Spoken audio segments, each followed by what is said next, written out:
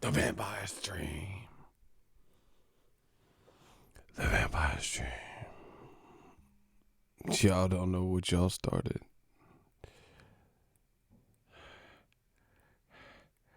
The Vampire's Dream. Oh, media, please keep up. I'm begging you. Stay with us, because we not finished yet on The Vampire's Dream. I told you, it becomes a fixation, a thirst.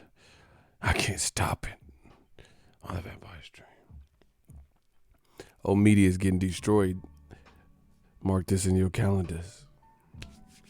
You know, I had something to eat. Shout out to In-N-Out. We had a crazy last stream. I appreciate everybody. Real brother. I see some familiar faces that held it down. So I was like, you know what? I got to do a vampire stream today. Crazy. The amount of super chats was crazy.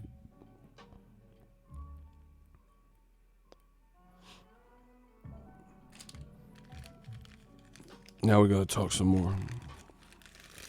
Round the clock. The vampire stream. Old media has to be so hurt right now. The vampire stream. I know old media has to hurt. Get your tickets for the Box Fan Expo. Only a few days left. Link in the description. It helps the channel. And it helps the vampire stream. Purchase your tickets. Description is in all my videos. Now let's talk about it. Now, old media, I told you, this is the thing they didn't plan for. The persistence, the insistence, the voice, the growth, the strategy of new media. And it feels great. I know they punching air right now. Like, punching air, because there's nothing else they can do. So, we just gonna, all we have to do, just pace ourselves. Make sure we living the best life we can. Make sure we got the livest live streams. We don't need them. They need us. Now, the funny thing is, I talk about stuff on my channel, and we, over time, get to see what makes sense and what doesn't make sense. So, old media, let's go. Last week, Bob Arum, or whenever Crawford Khan was, he said, Al Haymon doesn't want to make the fight, and he was ranting and raving on his own pay-per-view that ended in a, funky way because Amir Khan basically quit. And he said Al Haymon doesn't want to make the fight, and he's stated several times that Al Haymon does not want to work with any other promoter. Yesterday, Oscar De La Hoya said for the Canelo versus Jacobs grand arrivals, hey, I want Canelo to fight Jared Hurd, and I think Canelo versus, who else did he say? Charlo and Errol Spence and Wont. He said these are great fights, but it's up to Al Haymon. He has to make the fight. We can't be the only one. This is what he's saying. We can't be the only one who are trying to make fights. Me and Top Rank. And he said Bob Arum said the same thing and blah, blah, blah. So, I told you, we're not here for the games. You can believe whatever you want. Don't let people distract you from the reality. Don't take my word for it. Listen to what I say. Comprehend it and see what makes sense to you.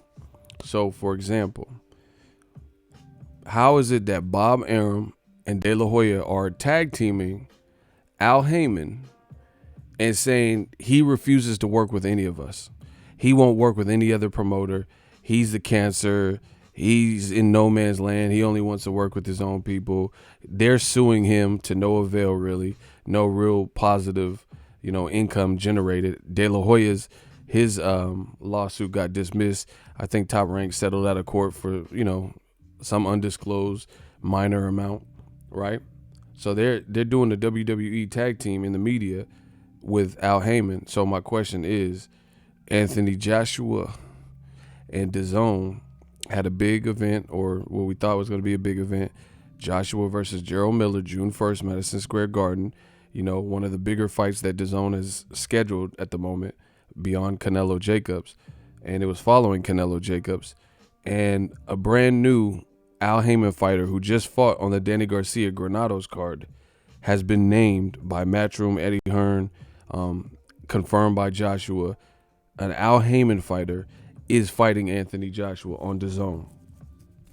So if Al Haymon refuses to work with a white promoter, as Bob Arum has suggested, if he refuses to work with any other promoter, as both Bob Arum and Oscar De La Hoya have suggested, then how are we getting Joshua's substitute opponent, Andy Ruiz Jr.?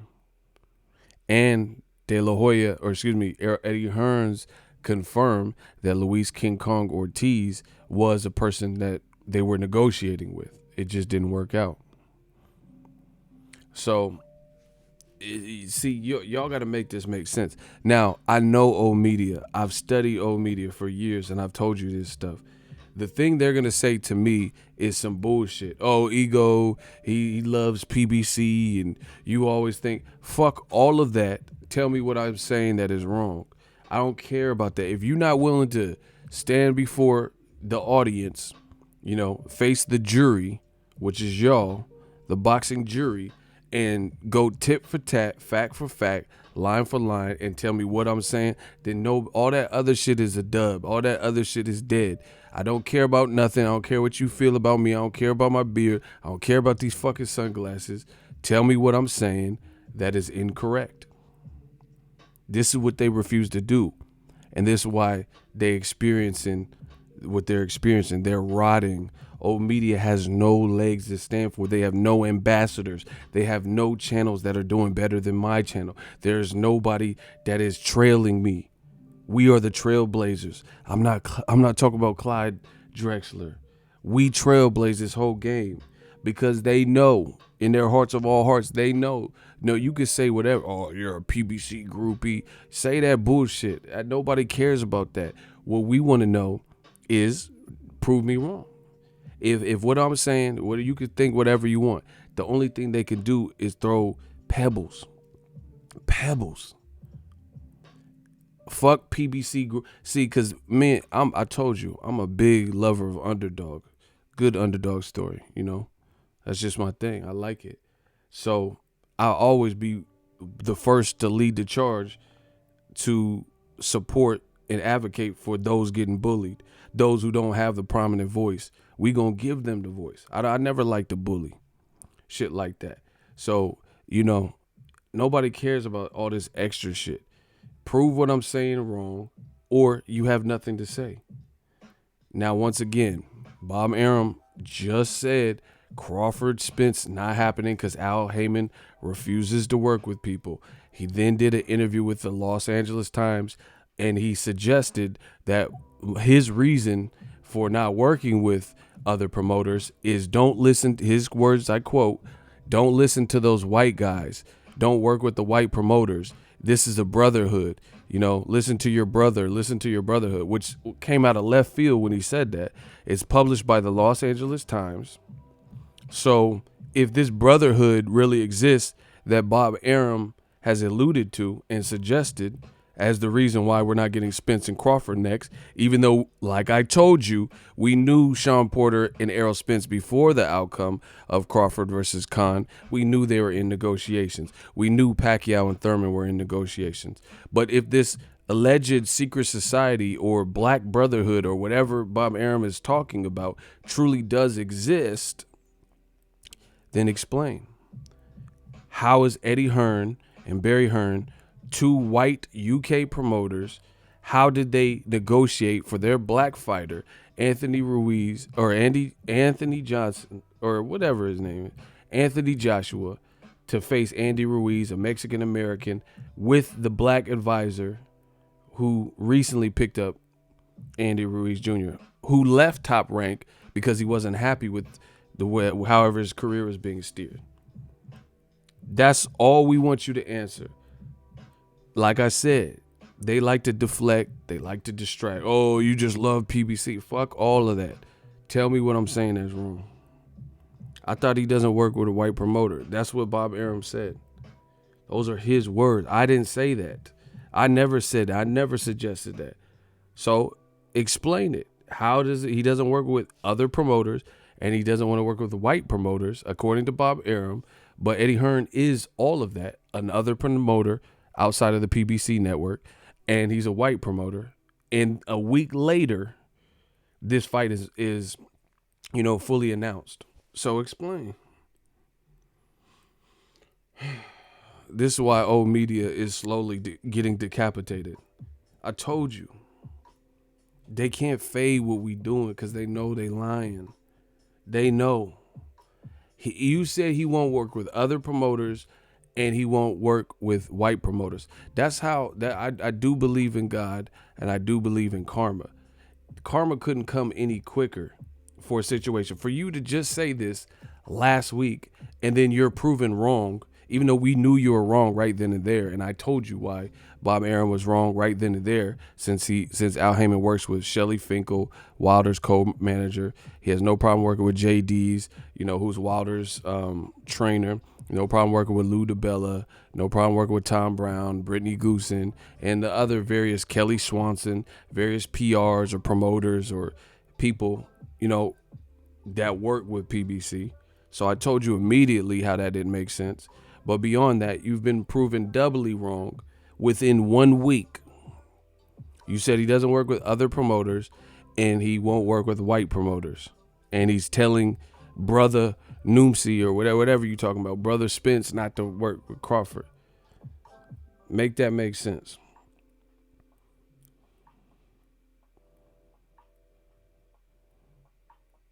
Andy Ruiz is fighting Anthony Joshua. This has been announced. They got graphics. They got pictures. They have interviews from the media day with AJ. And he's talking about, he was like, oh, he called me a robot? He called me a robot? They've already have camera crews sent to Andy Ruiz's gym, camera crews sent to AJ's gym. So make it make sense. Don't accept anything less than the response, than the actual rebuttal. Because people don't want to rebut what you're saying. They'll say, oh, you're just PBC pays you and all this bullshit. Nobody paid me but Google and YouTube. And the fans, you've seen that last stream. The fans definitely help. But make it make sense. See, the thing with old media is they haven't been exposed to this type of resistance. They're used to just throwing shit on the wall, hoping it sticks, and hoping people are stupid and play dumb or clam up because they're afraid of a credential or whatever. So they're not going to speak to these questions. But these are simple questions. Like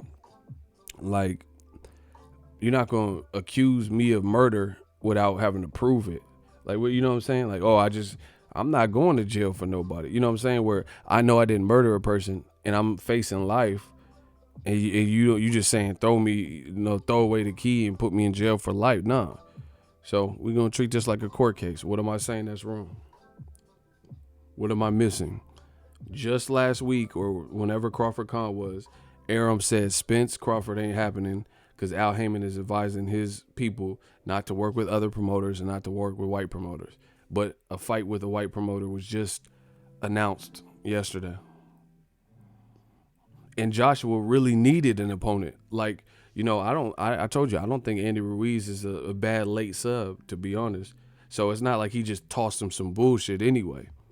Andy Ruiz, he could have done some shit with Andy Ruiz because he only had one loss to Joseph Parker. Me personally, I would have preferred to see Andy Ruiz versus Adam Kanowski winner against Deontay Wilder. Full camps and everything. But obviously Al Haymon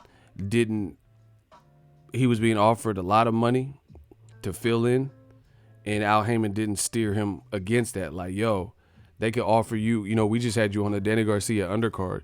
You're not getting these mega millions fucking, fighting on PBC at this moment. Go ahead and take that money,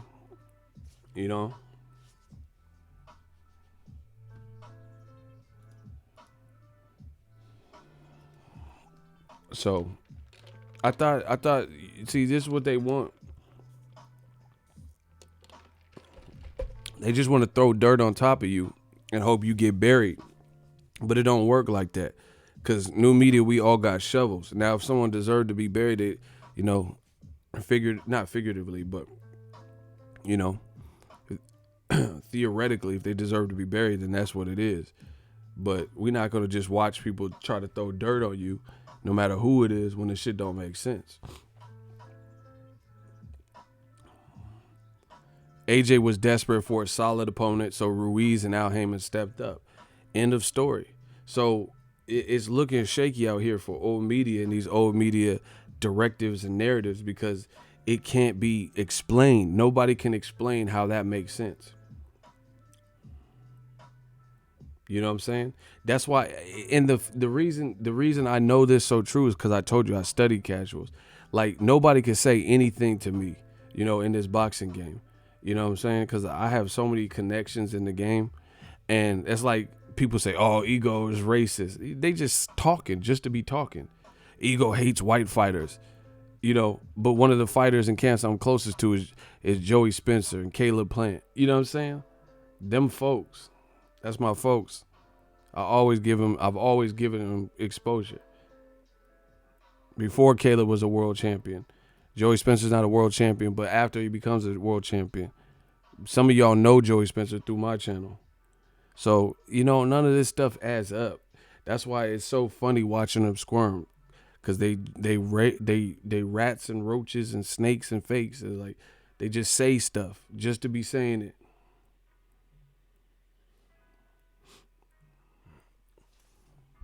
You know, and then the best they could come up with to combat this is saying, "Oh, you love PBC or some PBC pay you." Fuck all that.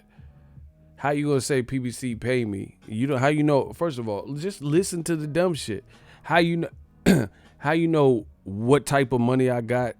Who's paying anything? How you know? You don't even have my phone number. How you know? Like the ones closest to me, like my partners that I know that I fuck with, my day ones, don't know how my withdrawals and deposits. So how the fuck you know it and you a motherfucker off the internet? That's what I would love to know. You don't even have they have my phone number. They at least know, you know, I keep in touch with my people.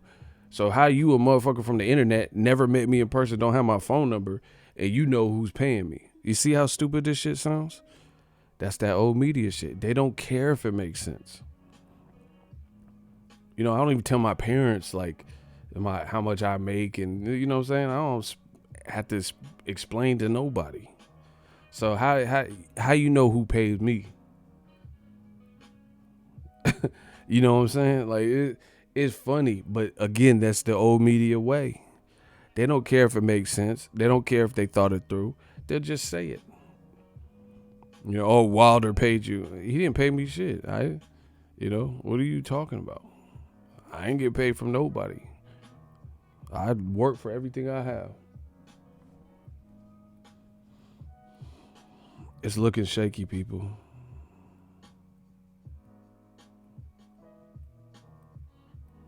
It's looking real shaky for old media.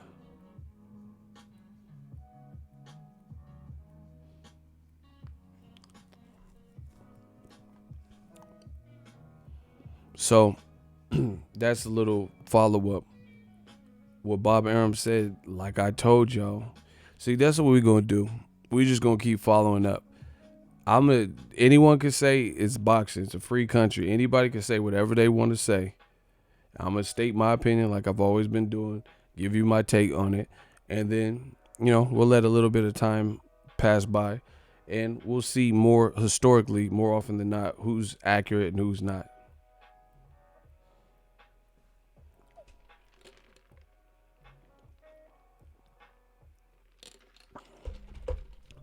Why didn't King Kong Ortiz take the fight? I don't give a shit, bro. He's not fighting him. Deal with it. That's his. He need to check his team or some shit, and then, you know, see what happened with the miscommunication. Listen, see, I'm gonna tell you like this, Joe Life. This ain't the channel for you, bruh. We not here for the goofy shit, the goof troop shit. I don't care about stuff. I care about the realities of the boxing game, things that are likely to happen. If there's no indication that it's likely to happen, I spend a lot of time dedicated to the growth, the flourishing and the flourishment of boxing. So I'm not here to waste my breath, at all costs. This is the golden voice. I got to protect that. I got to, make sure what I'm saying counts and makes sense. I don't care. King Kong is not the decided opponent. So I don't really have too much thought. Joshua could have fought King Kong for the last 2 years. He didn't. They couldn't get it done over the line. Life goes on. You guys, that's what I'm saying. We got the new drip. This new media shit. All that other bullshit y'all been talking about. I told you this is Death Row East. Nas and all that other bullshit y'all been listening to. We gonna set up shop and establish a new government. AJ versus King Kong would have been fire. I don't give a fuck if it would have been a forest fire. I don't care, because that is not the reality. There's a lot of fights that I could tell you that if they happened, they would have been fire. David Tua versus Mike Tyson, right? Juan Manuel Marquez versus Eric Morales. There's a ton of fights. Edwin Valero versus Manny Pacquiao, right? Broner versus Robert Guerrero. Bernard Hopkins, Andre Ward. I could do this all day. Bro, you missing the whole point. So if you say something else about this stupid ass shit that's not happening, you will be removed, because you looking like the ops. You looking like old media. I don't care. Luis Ortiz has been chasing Joshua, trying to chase down big fights. He got one with Wilder, called out AJ. I'm not here to talk about some shit that didn't happen when we're 5 weeks out from the Joshua Ruiz fight. If you want to talk about King Kong Ortiz, go to some other channel where they talking about that. It's not the reality. That's what I'm saying. We gonna nip this shit in the bud. No pun intended. I don't care about Terrence Crawford and Errol Spence. There's no indication that we're close to that happening. We know the direction and the directive, which actually makes sense, is for Errol Spence to handle his side of the fence, build to the point where he's the A side, which is what any of these promoters would do. Build up their star, especially if they can do it and facilitate these big fights and unifications to create a super A side. And then when you do have to work, it's for all the marbles, once and done, and all the belts.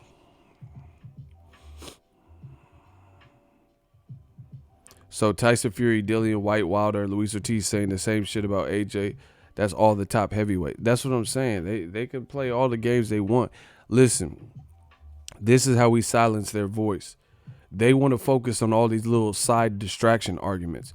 We just stop talking about it. All we do is turn the water, if you have a water hose and it's fueling out water, just crank the knob, you know what I'm saying? Just crank it until it's super tight.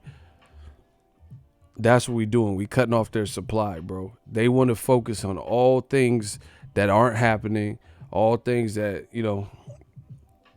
and here's the difference. There's things that could happen that aren't happening. Notice old media is never there to discuss those things. Teofimo absolutely could fight Lomachenko.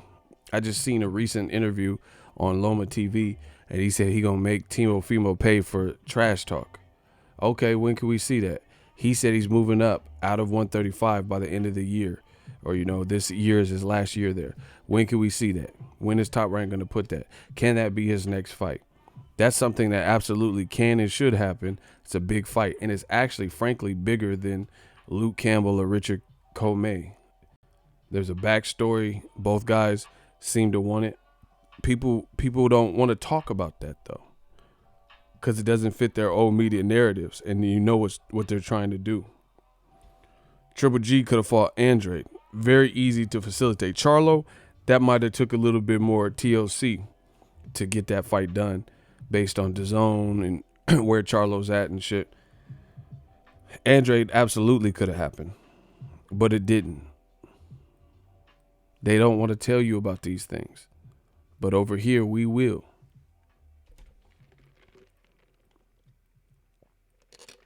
Tyson Fury and Wilder absolutely could have happened. Tyson Fury versus Oscar Rivas You know, if the Wilder fight was not going to happen, could have absolutely happened. But guess what? Dillian White, the black fighter, has to fight Oscar Rivas coming off the Bryant Jennings knockout. Everything we saying is turning to gold. Rumpelstiltskin. Old media, I'm telling you. And the reason we keep belaboring these points is because when this is said and done, they're going to have no say. Their credibility is rapidly decreasing. Rapidly. All their saviors, all their ambassadors, all their prime channels that were pumping out garbage are shrinking. Their views are shrinking. Their audiences are shrinking. I told y'all, old media, you guys do the math. If they're not talking about nothing, why do you guys fill up their, don't fill up no comment threads and shit. We gonna starve them out. We gonna dry them out. Period. We gonna dry them out. We'll dry them out. We gonna do this. It's so funny too. Devin Haney been had money. He's always getting that bag. Before the zone, after the zone, he always been a boss. He's always been since he was 15. He was fit. Well, he probably might have been 16. He was in nicer cars than me and shit when he was 15, 16. That shit ain't nothing new. Y'all think that's new for Devin? That shit, he been getting it. He been kicking with celebrities and, you know, fucking around with it. I told you, Bay Area hustlers. Y'all don't understand what this Bay. He's from the Bay. His dad, his pops are from the Bay. His trainer / manager. Bay Area. Bay Area got some real ones. That's just what you gotta face facts sometimes. So he was getting that bag before the zone. FYI. But anyway, old media looking crazy. They looking shook. And they ain't looking pretty.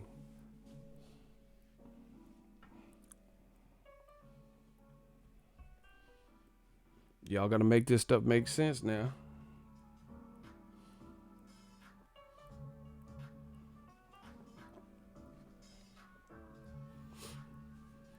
We ready.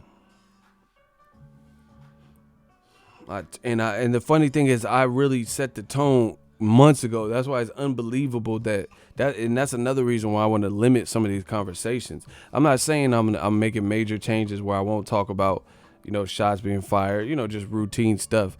But that type of stuff is going to take a back seat, you know, because I'm not in the business of wasting my breath. You know, Spence, Crawford, it's a good fight. We all know that. But it's not for all the marbles. It's just not. And, you know, what's the, again, you can't make this make sense.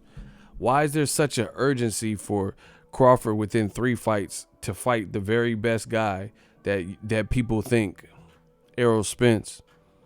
But Pacquiao been a welterweight for years and he never had to fight Crawford. He never had to fight none of these PBC guys until he got over with PBC. Explain that. I'll listen. I'm curious. What changed? What changed in boxing where Pacquiao couldn't fight Crawford, couldn't fight Ruiz and Provodnikov, fights that at a point in time probably would have been better than some of Pacquiao's fights, and he couldn't fight anybody over there with PBC? What changed? I'm missing something. Like, Pacquiao could have fought undefeated Danny Garcia when he was undefeated before Keith Thurman, before he lost to Sean Porter. Why didn't Pacquiao fight Danny Garcia then? Why didn't Pacquiao fight Broner when he was with Top Rank? Why didn't he fight Keith Thurman, who's still undefeated? You know, why didn't he fight Errol Spence then? I'm not getting it. See, that's why it's making it sound like something's up. That's why it seems fishy. 3 words, Long John Silver's. It's looking fishy. It's smelling fishy. It's sounding real fishy. I all of a sudden I want some hush puppies because it's smelling fishy.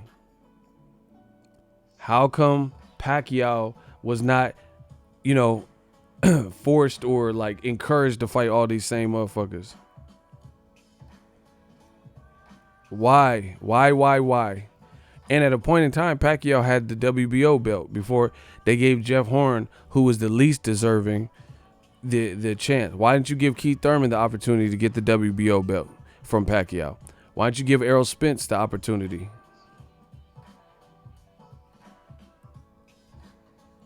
Somebody needs to answer this shit.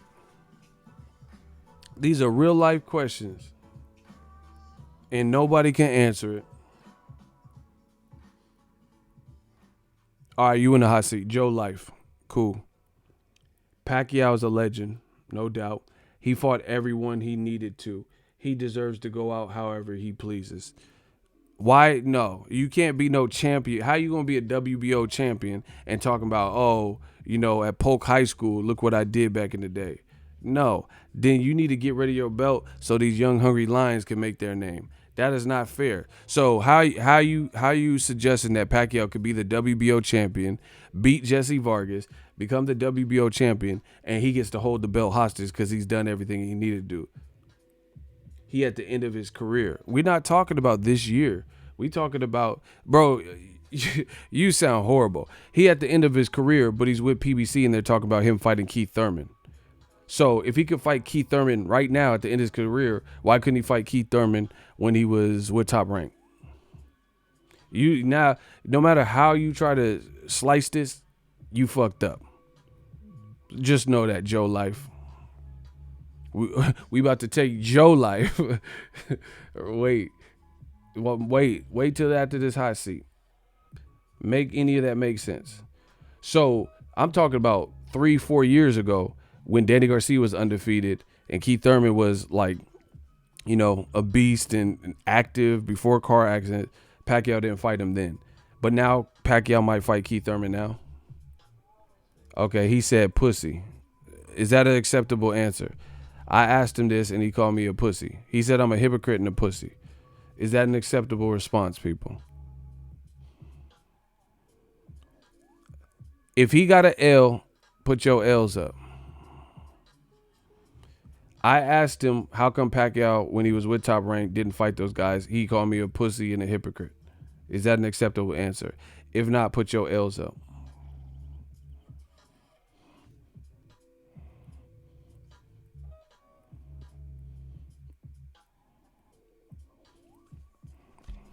And the funny thing is, I don't understand why they don't see. Okay, he said he called me a bitch N-word. Is that an acceptable answer?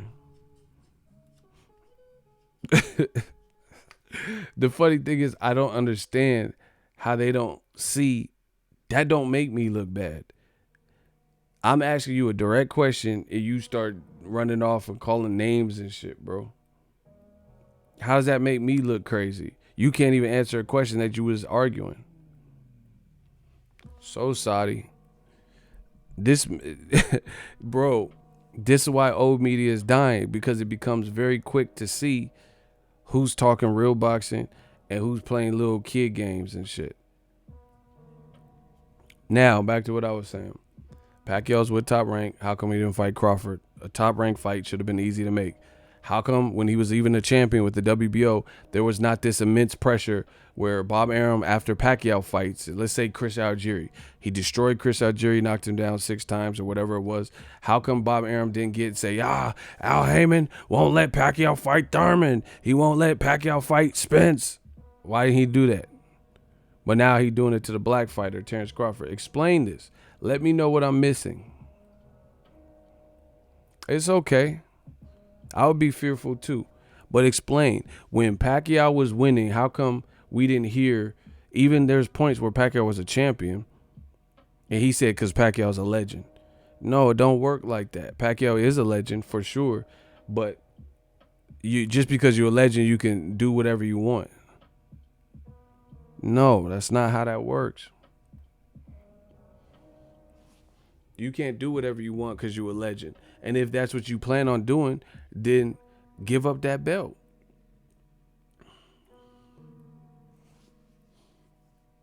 When you don't have boxing IQ, you throw insults. Yeah. Joe Life, I knew you was a alt from the time you posted. You lucky little kid. It's easy to spot them. So like I said, how come Bob Arum wasn't screaming after Pacquiao fights that we want to work with Al Haymon to make Pacquiao Spence and Al Haymon won't work? Because you have to look at it. At that time, Spence might not have been a champion, depending on what year we're talking about, right? So if Spence hadn't been the champion, then he definitely would have fought Pacquiao. I got interviews. It was after the Chris Algieri performance. He said he could beat Pacquiao. He was talking about the fight there. I have the footage from the Barclays. So again, why wasn't Arum screaming about Pacquiao fighting Keith Thurman, Danny Garcia when he was undefeated, Pacquiao versus Spence? Because he didn't want to make those fights. It's very easy to see this stuff. He didn't want to. He, in his mind, said, Pacquiao's a cash cow, fuck that. We gonna move him along. Now he doesn't have the fighters to just move along and mosey along and feed Crawford. Crawford's at such a high skill level and in his prime. So now he's kind of stuck. He's stuck with all this talent in Crawford and a black fighter who he hasn't chosen to market the same that he does Pacquiao, the same that he does Lomachenko. And guess what? Now it's come back to haunt him because through somehow, some way, people have still seen the talent level of Crawford. They know he's good, so they're not just going to accept and buy and support, especially when you haven't been calling him Muhammad Ali of this generation and all this and giving him the same type of exposure, but people know he's real good. So now you don't have no one to feed him. The best names that Top Rank really had, he's already faced. You know, he worked with Duco Events to get the Jeff Horn fight. Crawford already mopped him. Jose Benavidez wasn't a bad fight, you know. Went to the fight. Then he beat him. Amir Khan was a big name. No one wants to see a rematch. He quit. That's the problem. So this is the real inherent problem for Top Rank. It's almost like karma. How you gonna keep talking about a man and then mad and screaming because they don't want to work with you? For several years, you've taken shots at Al Haymon's business. And then now when things aren't going your way, you don't really have the stable to get by anymore, or at least in the welterweight division. Now you screaming on Al Haymon, talking about he's corrupted and all that. But the reality is Top Rank didn't want to work with none of these people either.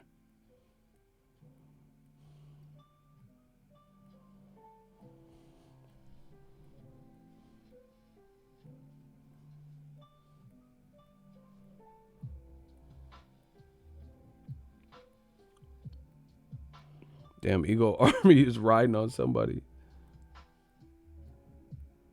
I don't even know what he said.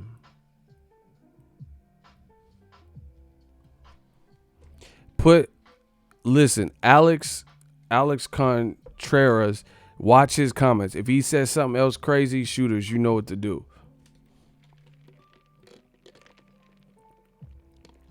All right, block him. Block him. Just as soon as I say that, he left another dumb comment. It's that easy. Block Alex Contreras.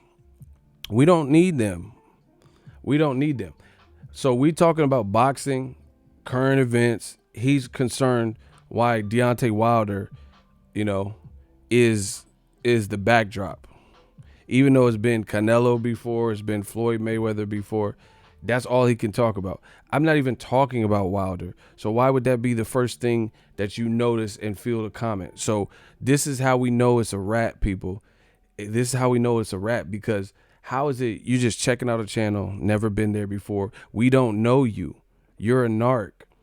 The first thing you commented on is about some Wilder, and nobody's talking about Wilder, all because of a background. As opposed to, like, let's say me, I stumbled on a boxing channel. I'm going to see what he's talking about, him or her.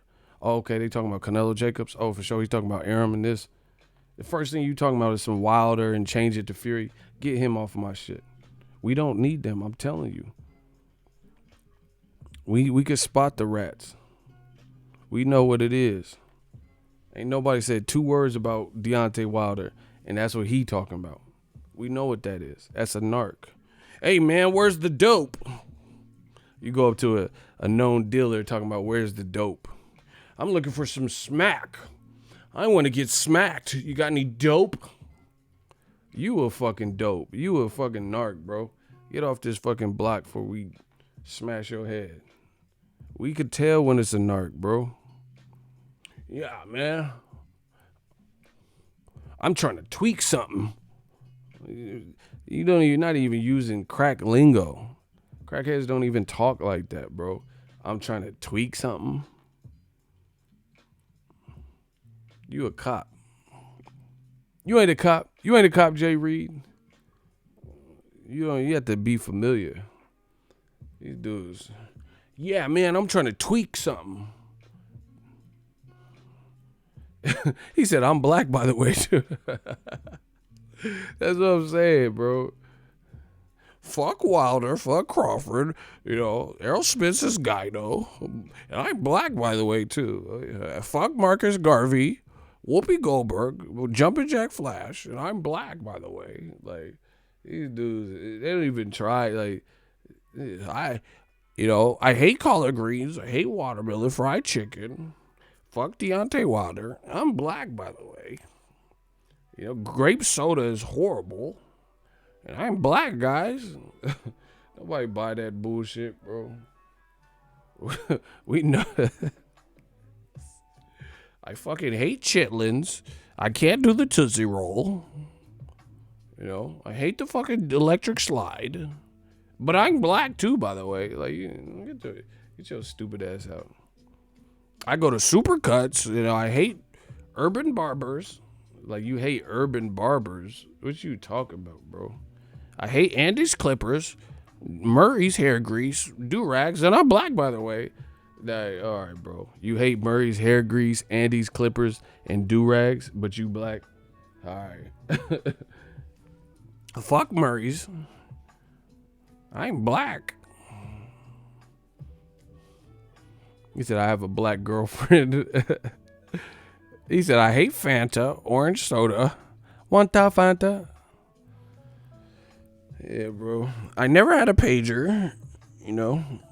Tupac is overrated. I'm black, by the way. Like, what? Tupac is overrated, bro. Get your stupid ass out. I fucking hate Coogee. Never been into a bodega. I'm black, though.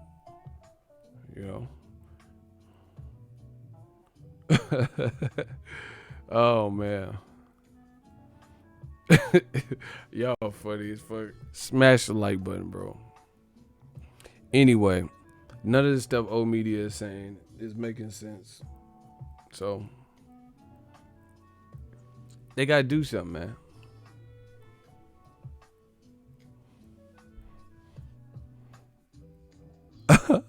They gotta do something.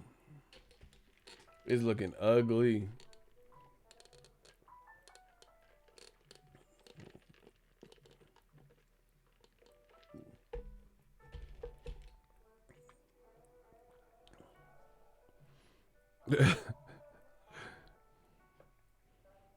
I hate Richard Pryor, Paul Mooney, Bernie Mac. Yeah, I'm black, by the way. Like, all right, bro. Fuck the kings of comedy. These dudes be lying, bro. Anyway, yeah, man, new media, we just demolishing the game. You gotta talk some sense. Like, this shit don't make sense with all this shit you saying. Drake got the most Billboard awards. He didn't deserve it. I hate all of his albums. I'm black, by the way. All right, bro. I hate Drake's dad. I love his mom. I'm black, by the way. Like, what? You hate Drake's dad?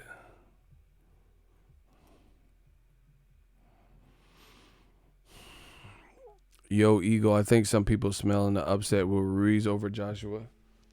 Don't sleep on Ruiz. I said my piece. People going to believe whatever they want. I said it. I wouldn't sleep on him. I'm not saying he absolutely, with the time crunch, can't get it done, but he showed to be pretty durable. Don't let that body fool you. That motherfucker quick and better than you think. I'm happy for him. I'm happy he got the shot. But again,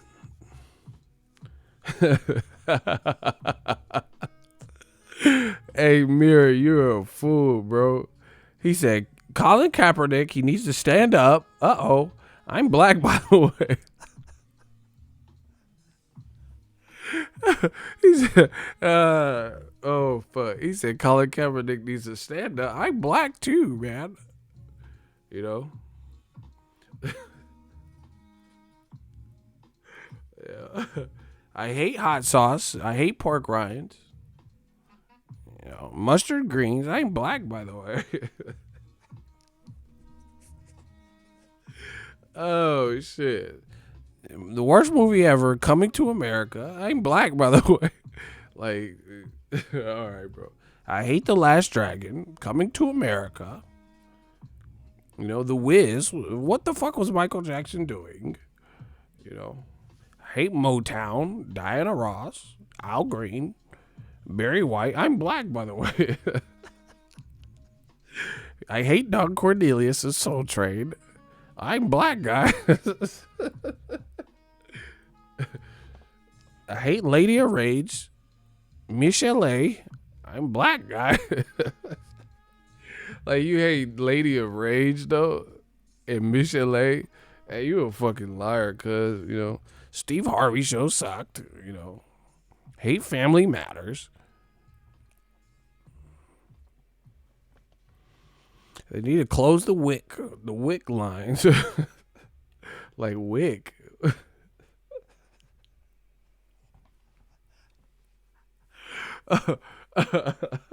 Oh shit. Ugh. You know. I hate riding on 20s. Like, you hate riding on 20s. What the fuck are you saying, bro? Friday is not a classic movie.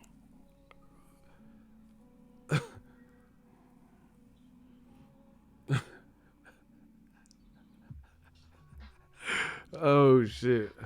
My face hurts. Please stop.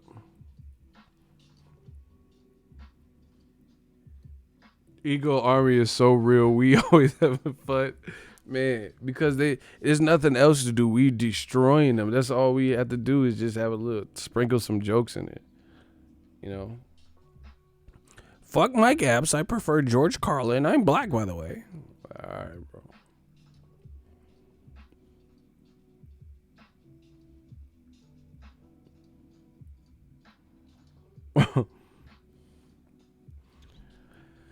Oh shit.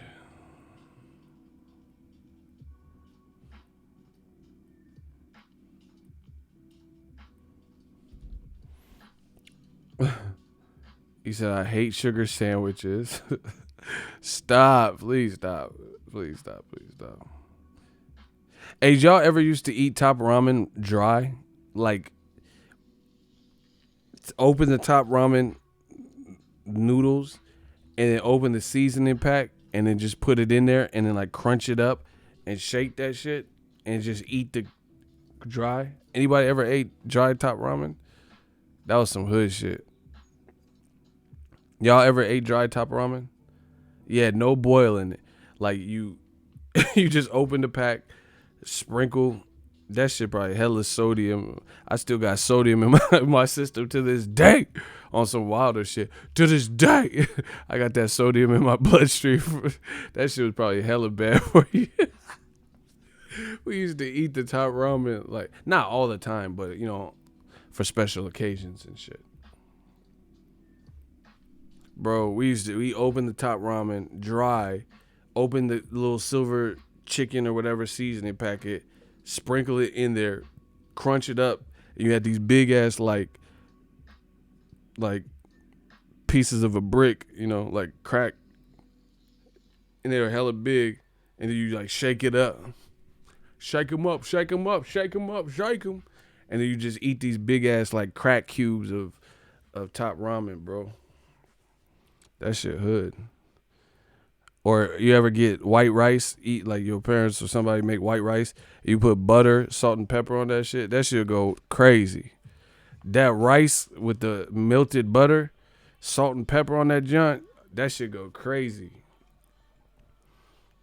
That shit go crazy with the. I might make that this week.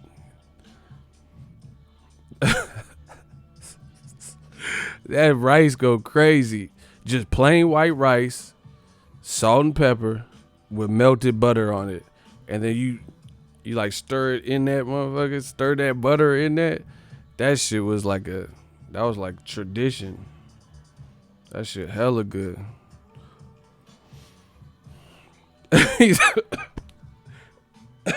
Hey, real brother got me choking, bro. He said we ate that syrup sandwich. That's that ant shit. I don't like sweets like that, bro.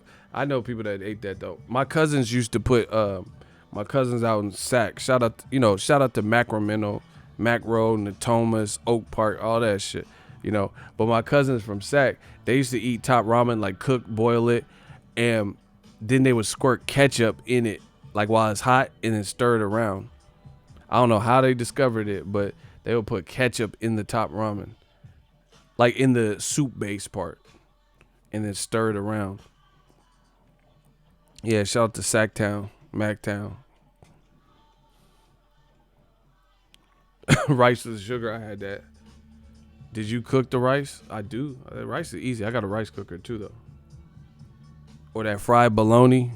That fried bologna goes stupid. I probably wouldn't like it now. But back in the day, when you ain't had nothing in the kitchen, you had that fried bologna, and that shit turned into like a big ass, like, hot air balloon and shit before your eyes. Oh shit. You get the spatula and pow, give it a C-section. That shit used to be raw. He said ketchup, fuck that. We put tapatio and lemon on. That's good.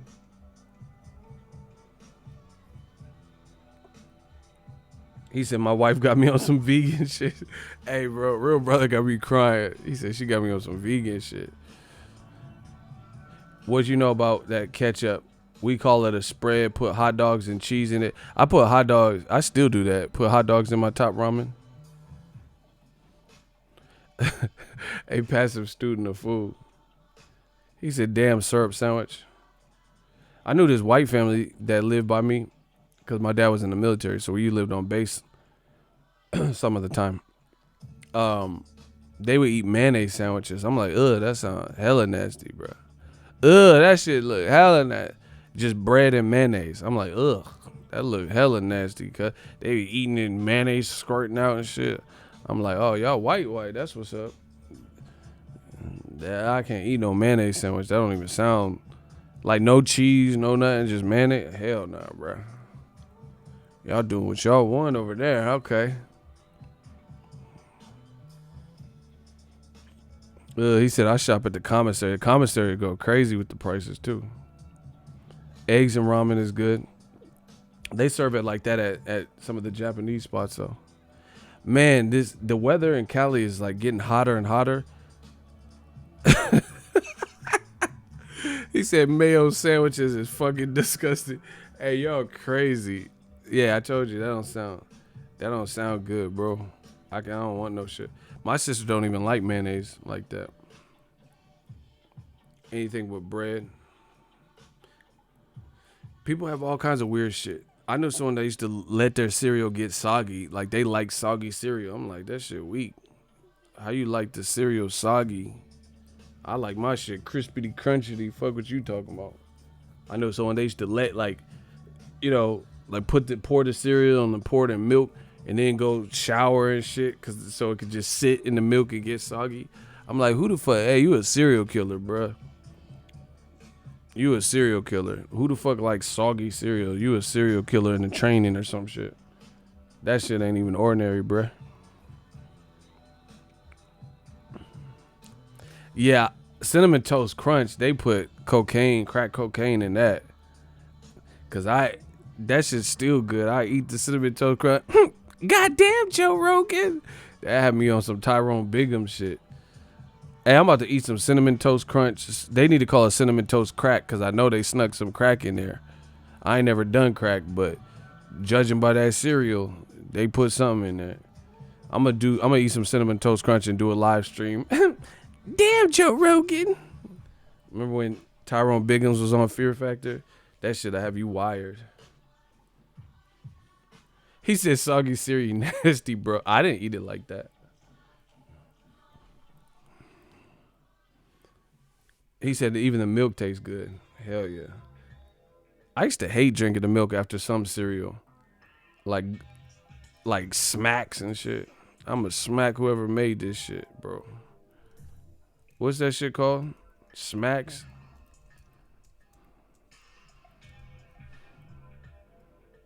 Honey smacks? I'ma smack the fuck out you.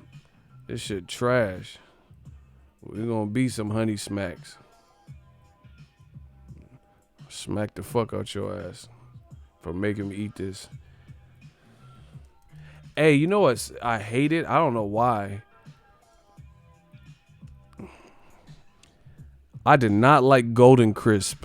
Remember Golden Crisp cereal with that ugly ass, stupid ass, fake ass Yogi Bear on it? I wasn't a fan of Golden Crisp, bro. They put like BB gun, like, you know, shoddy buckshots in there or something. It tasted weird to me. They put buckshots in there. I never liked Golden Crisp. I always hated when my parents bought that. Golden Crisp was nasty as hell. Yeah, that was like a punishment cereal or some shit. Like when you getting F's on your report card, you gonna eat these fucking Golden Crisp. Did they discontinue Golden Crisp? They need to discontinue. They need to get that off the fucking market. No children should have to go through what I went through as a kid. That Golden Crisp shit they need to post that shit in the trash because that was trash.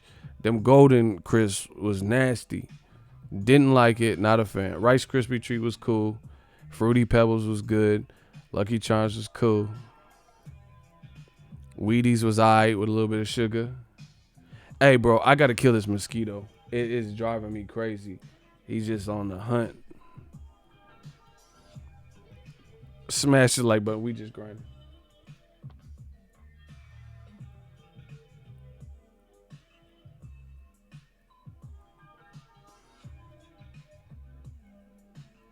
I dated a white girl that wouldn't give me some unless I took a bite of mayonnaise sandwich. Hey, bro, you're tripping. Needless to say, I knocked the back out of it. I'm so ashamed. Hey, bro, this man got a fear factor relationship. She said, you gonna eat the mayo sandwich. That sounds hella nasty, bro. At least she let you hit, though. He said, damn, you was with a white Ike Turner. Ike Athena Turner and shit. Oh, you gonna eat the mayo sandwich? This some good ass mayo. This some good. Eat the cake. And she forced you to eat the shit, bro. That's hella nasty. Hey, I gotta kill this mosquito, bro. He was with the white Ike. Oh, this some good ass sandwich. You gonna eat the mayonnaise? Eat the mayonnaise. You got mayonnaise all over this shit. You gonna eat the cake? Eat the cake. Honeycombs was alright. Golden Grams was good. Captain Crunch goes Stewie.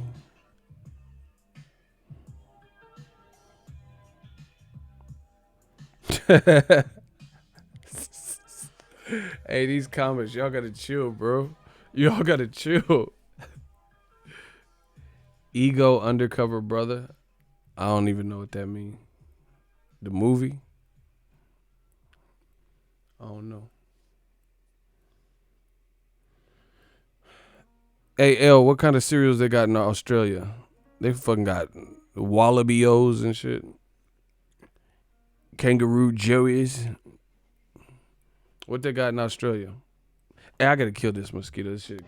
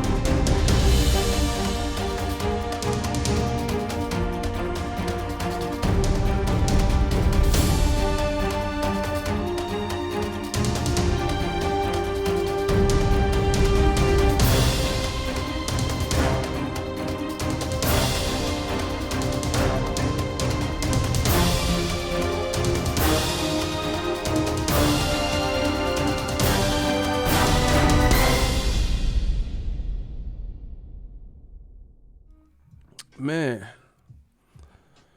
Whew.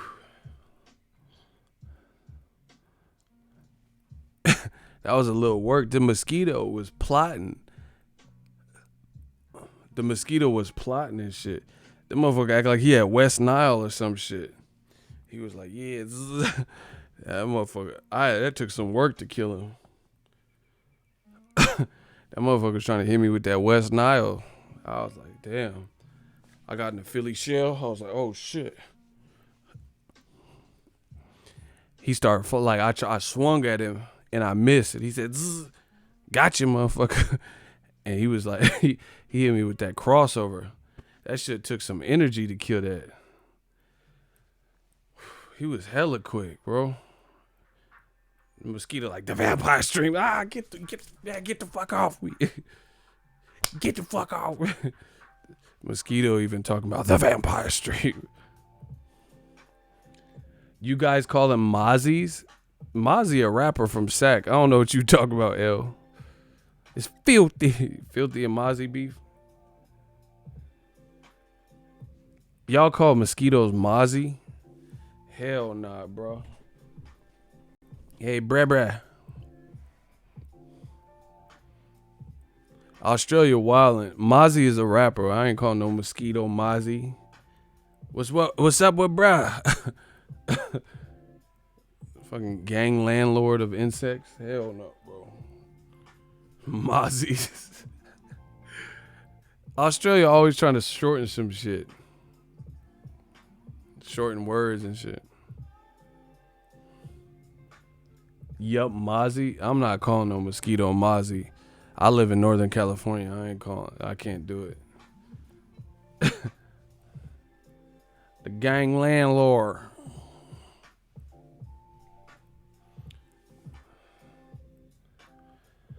Oh man, that mosquito was crafty. I almost knocked this fucking light off. We're fucking around. But anyway, where were we at? Oh, we was talking about cereal. Seattle got huge mosquitoes. See, Australians trying. Breakfast is breaky. Brecky? What the fuck is that? Y'all tripping. Breaky? You want some breaky? Hey, y'all tripping. That don't even see.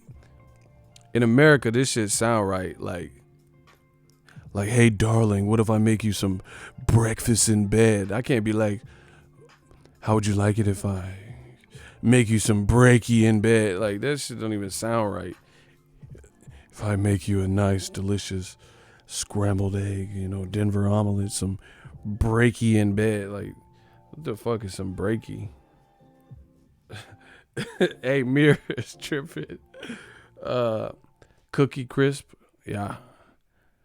I can't call it no breaky and shit. Y'all talk like toddlers out there, bro. Breaky? Dada? Come on, hey, we going to the beach. Now grab a couple of toys and let Dada strap you in the car seat. Or where's Mama? She's taking a little nap in the trunk. Oh, that smell. Dada must have run over a skunk. Now I know what you're thinking. You know your mama. She's one of those type. You want to eat a little bit of breaky before we leave. Like, I'm not. Y'all talking like infants and shit, bro. Them kangaroos can box, though. I seen the kangaroo was throwing sets. He was like... he was throwing sets. I was like, oh, shit. And then the kangaroo started using his legs, jumping up. It's like, he was like, bah. I'm like, oh shit, the kangaroo cheating and shit, clawing me the fuck up. I slap the shit out of kangaroo. Like that dude when kangaroo had his dog like this. Bah! I'll fuck a kangaroo up, bro. I'm like Cassidy. My record versus kangaroo be 5,001-0. Hey, except for that, he died, I think. That buff Roger kangaroo. That motherfucker was like, yeah, motherfucker is cripping kangaroo, cut. Yeah, I put that on Slauson. Put that on the 60s. Oh, you a bounty hunter? You a bounty? Oh, shit. That one kangaroo, he was hub, though.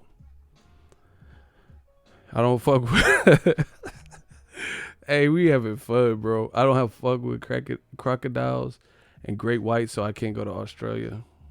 They be surfing with them. Oh, Kuroki, let me pet you.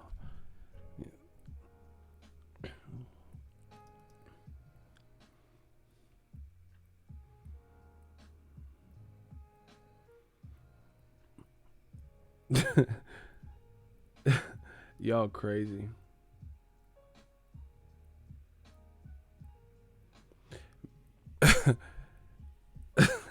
Why do they keep why do they even come here? It said talk Boxingego. I guess that crow you eating don't taste good. What did I have to eat crow for? Does anybody know?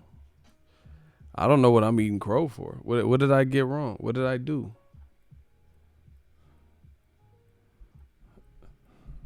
Look at L, she hood. I love this chat. We talking cereal, rice and butter, and kangaroos. Why am I eating crows? Yeah, old media just be making up shit, bro. They don't even care. They don't even care. They don't have no type of integrity.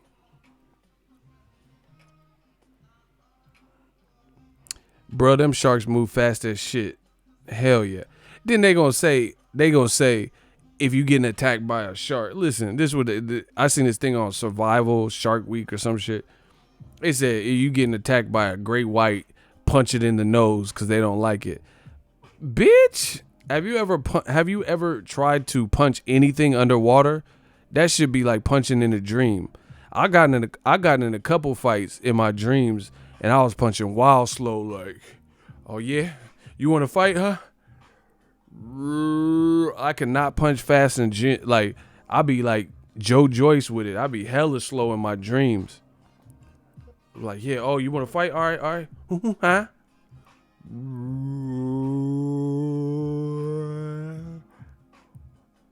I hate trying to punch in dreams. I be getting fucked up in dreams and shit with that slow ass punching. Yeah, they talking about punch a shark in the nose. You need to stop. Punch anything underwater, that should be slow. That shark would fuck your whole life up. They be on Jaws 7 by the time your punch connect. You know what I'm saying? Slow ass water punching, man. Y'all ever try to get in a fight in a dream and shit? You be feeling it. Okay, I'm gonna bust your ass. Their slow ass punch. Oh shit. Oh, you kind of quick. Why you fast in the dream and I'm still slow? Oh, owie, ouch, ow. You can start getting toe out the frame, bro. I be sparring in my dreams and waking up throwing punches. That's crazy how dreams be feeling so real too.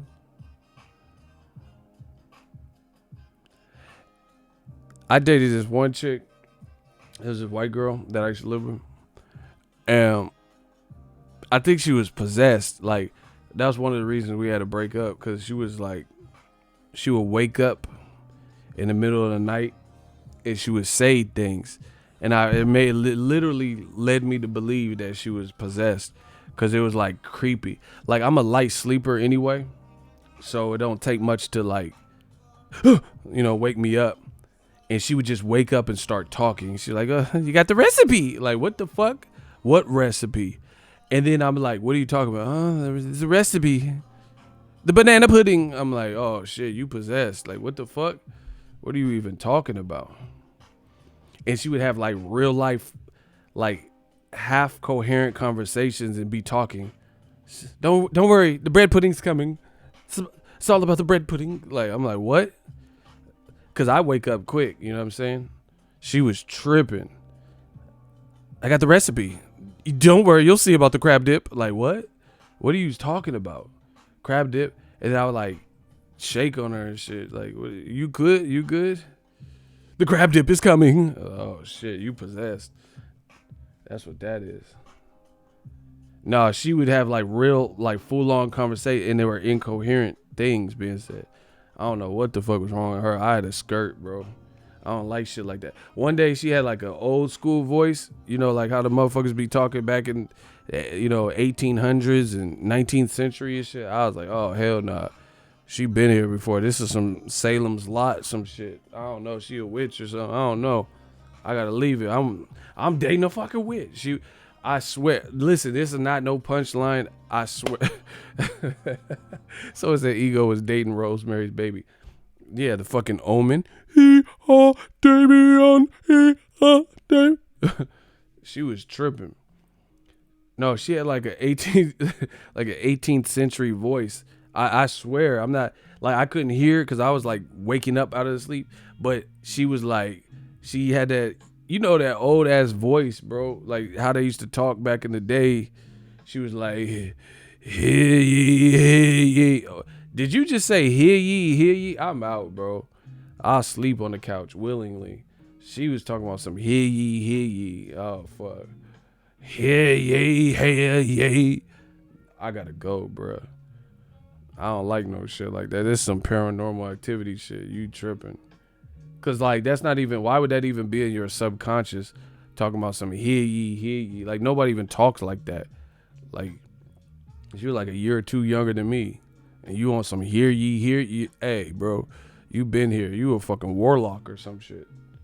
She was like, hear ye, 7 years ago. Like, oh, enough. Enough is enough. I will sleep on the couch. I swear, that's a true story. Cause I even told her about it. If she ever watched this stream, she would know. I'm not even trying to be funny, bro. I think she was possessed. She was reading the Gettysburg Address and shit. I don't know what the fuck you talking about. 7 years ago. Like, oh shit. Yeah, this is above my pay grade. I don't know what you talking about.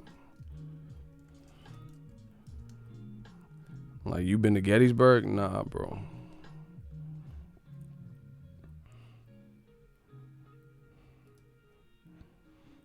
I don't like that. I was like Rico and Belly. I don't like that shit.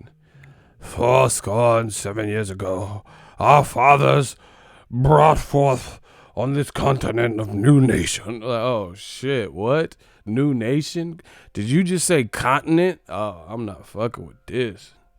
No. Brought forth on the continent of liberty and dedicated to the proposition created equal. We engage in the unfinished work. Like, oh shit, the dedication which we cannot create. Oh shit, you possessed. You on drugs. Yeah, I had a shake, bro. That led to one of my breakups.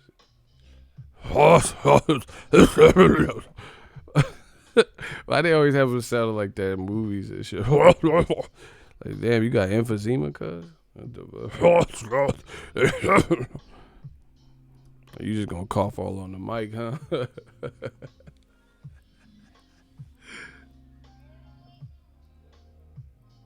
Look at LJ condoning it. What's that ghost? What's that Patrick Swayze? Ditto.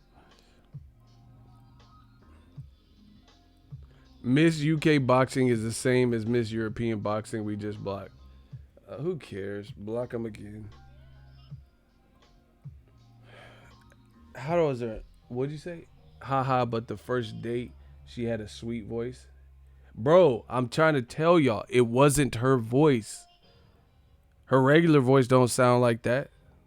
I'm telling you, she was possessed. Like it's not that she tricked me and had this. She didn't I'm not at like fucking Applebee's and shit like, oh, I'll take to your menus. She didn't talk like that. That's what I'm telling you. That's why I had a shake, because I don't know whose voice that was. You guys aren't listening. That wasn't her voice, bro. She'd be in these like halfway dreams or some shit. Maybe in a halfway house in her mind. I don't know. And these voices just came out, bro. Like she literally was talking about a recipe and hear ye. Hey, Mir, you tripping, bro.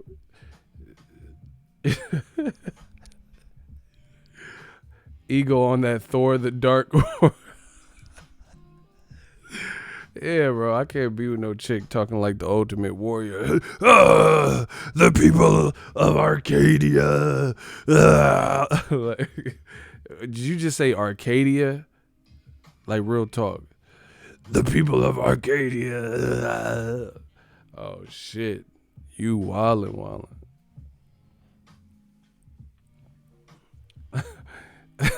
Y'all tripping, bro. Y'all talking about getting raped by demons. I know what you talking about. In that, in that mailbox, not mailbox, postal van.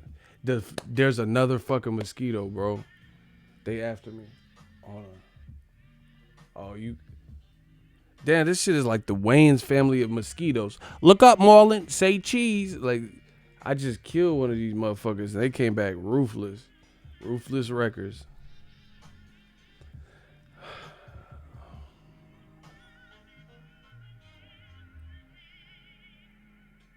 Hey, y'all bugging in this comment say.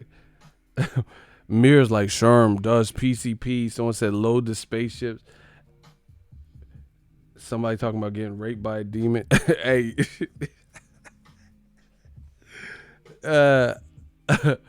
Oh my gosh. Stop calling it a Mozzie, please, please, please. She said, let us see you kill the Mozzie. L, you a trip. Yeah, this chat has gone to shit in the handbag, bro. But listen, we already made all the money we need to make and then some with that last chat, so it don't matter. We having fun. Man, my face hurt from laughing. These are really like classic chats, bro. The vampire streams be lit. Oh my gosh. I need to turn this into a pilot and just really get it cracking. The vampire stream. These chats been so much fun. I know it always go down. And you always notice there's always one dork trying to ruin it. Fucking Miss UK Boxing or whatever the fuck her name is. And it's probably a dude. Hey, these dudes is crazy, bro. These dudes are so crazy that they pretend to be women to get access. Like, they really transform into Caitlyn just to, I gotta kill this. Fuck. Hold on. This is driving me carrot.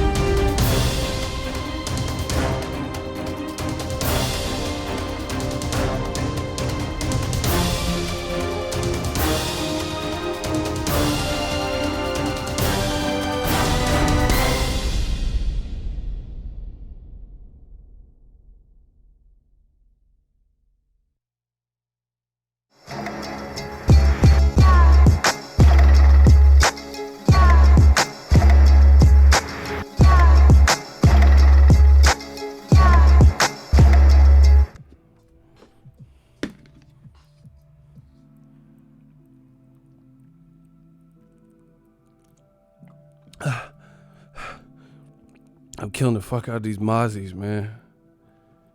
They're like everywhere. Like,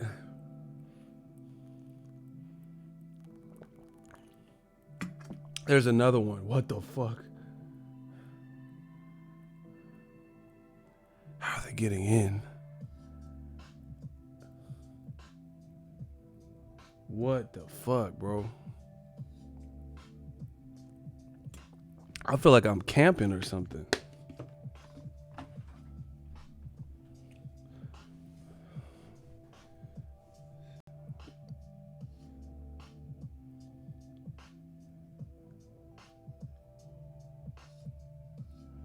Oh shit, he on me. What the fuck? They they got like Assassin's Creed of mosquitoes. They like really trying to give me West Nile or some shit. He said turn off the lights. What's that gonna do? I know they're attracted to light and bright shit, but so I'm just gonna be the vampire stream in pitch black. That's creepy. I know it's a vampire stream. Y'all just go. That's weird. That's not weird to anybody else. If I'm just like Canelo Alvarez and it's just dark and y'all can't see nothing, bro. You see just the light omitting from my computer, and you know, and y'all really gonna be like, the black channel. I can't even see them. They're so black. They're so black. I can't see them. Like, that's not gonna work. I gotta kill these mosquitoes. Light a blunt. I don't smoke. You want me to just go gadget weed? What the fuck? I don't smoke, so how am I just gonna light a blunt? Oh, I got a candle. Hold on. I'm gonna light this candle. I'm gonna light these motherfuckers. Hold up.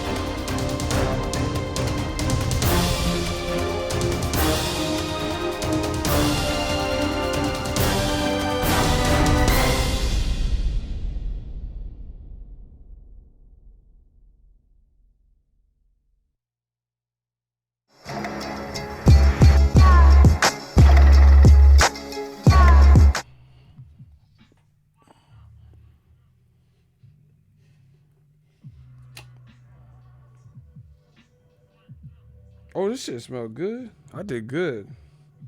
Look, y'all better be on your shit. Stress less with essential oils. These Mozzie's going down. The only fucked up thing is this. The only fucked up thing is it's lightweight, hot in here. And I gotta light a hot ass candle. Oh shit. Yes. Oh shit, I'm gonna burn this motherfucker. He's right here. Oh shit. Oh shit, I really burned him.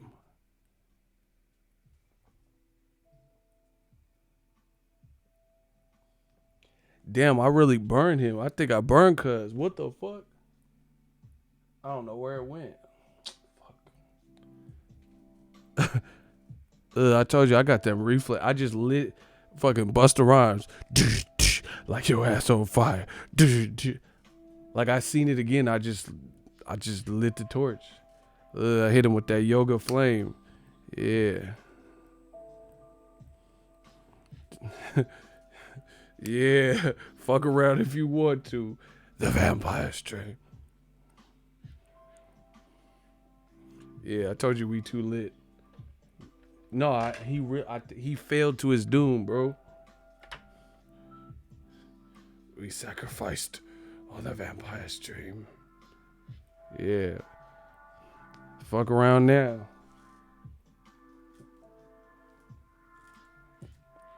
We hit him with that yoga flame. That shit was insane. I burned his fucking wings off. I hit him with that Tuskegee Airman, bro. That Top Gun bogey.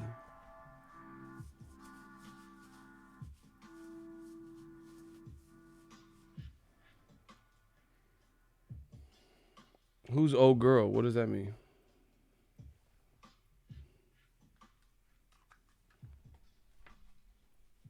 Hold on. I wasn't expecting to light no fucking candle, bro.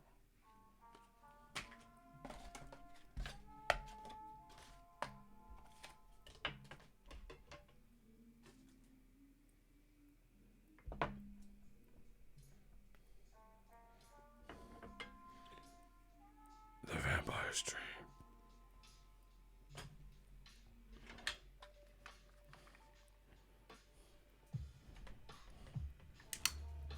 The Vampire's Dream.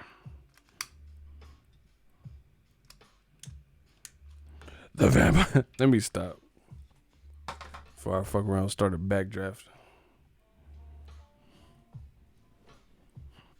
All right, we back.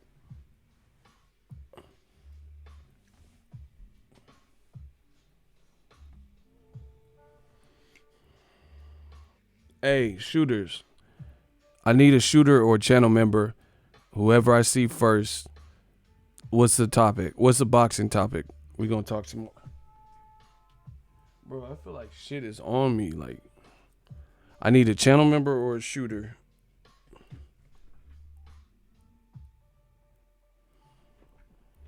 Bro, these mozzies got me paranoid. I need a channel member or a shooter to pick the boxing topic. We gonna get back on some shit.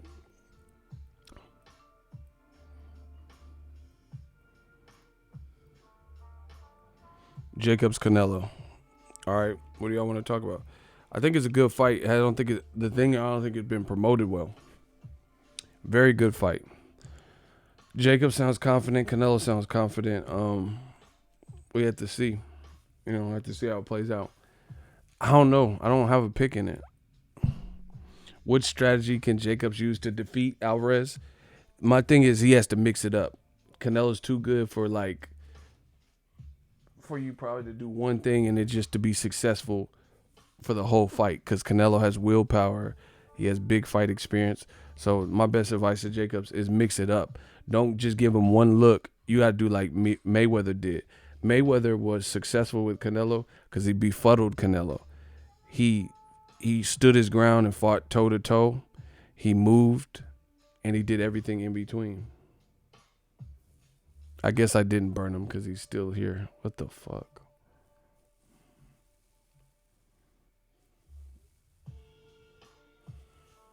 So, yeah, he just has to mix it up. And on top of that, they have the same judges from Triple G Canelo 2, not 1. Because number 1 had Adelaide Bird, and you know they wasn't finna do that.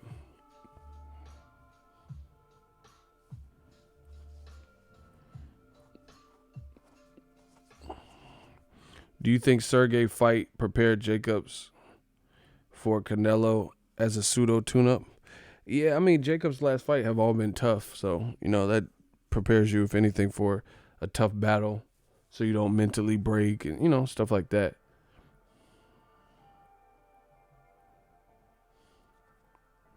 We getting somewhere with this conversation. So I think it's a good fight. The other thing is the timing. Jacobs has to make switches soon.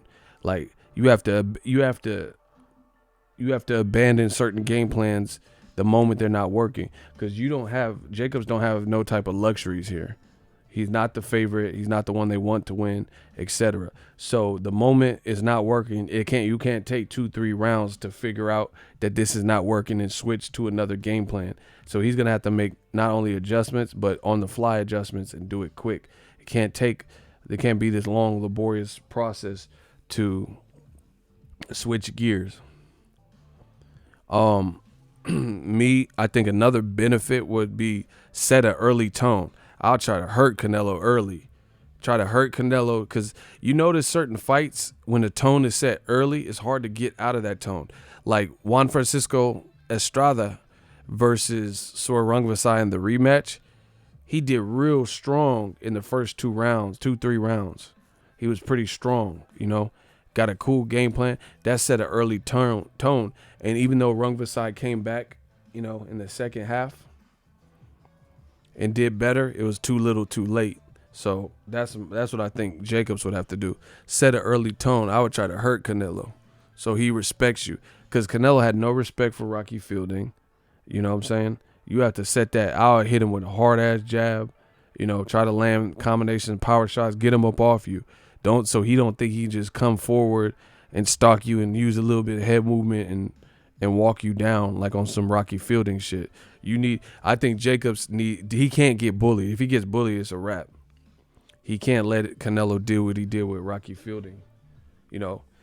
Rocky Fielding fought horrifically. I didn't know he was that bad, bro.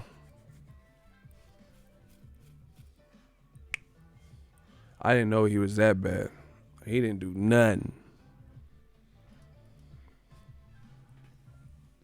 Jacob's about to smoke Canelo. He definitely has the tools to win. He just got to put it all together.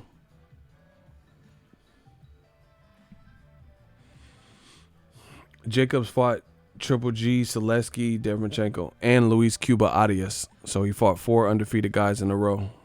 Props.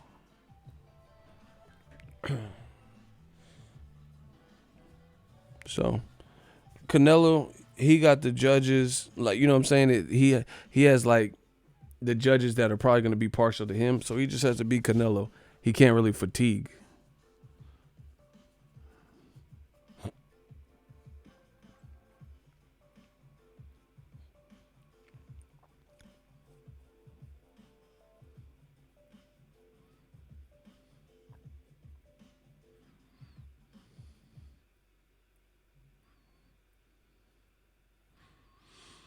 Shout out to Birmingham, UK. I see y'all. Keep holding it down in the UK.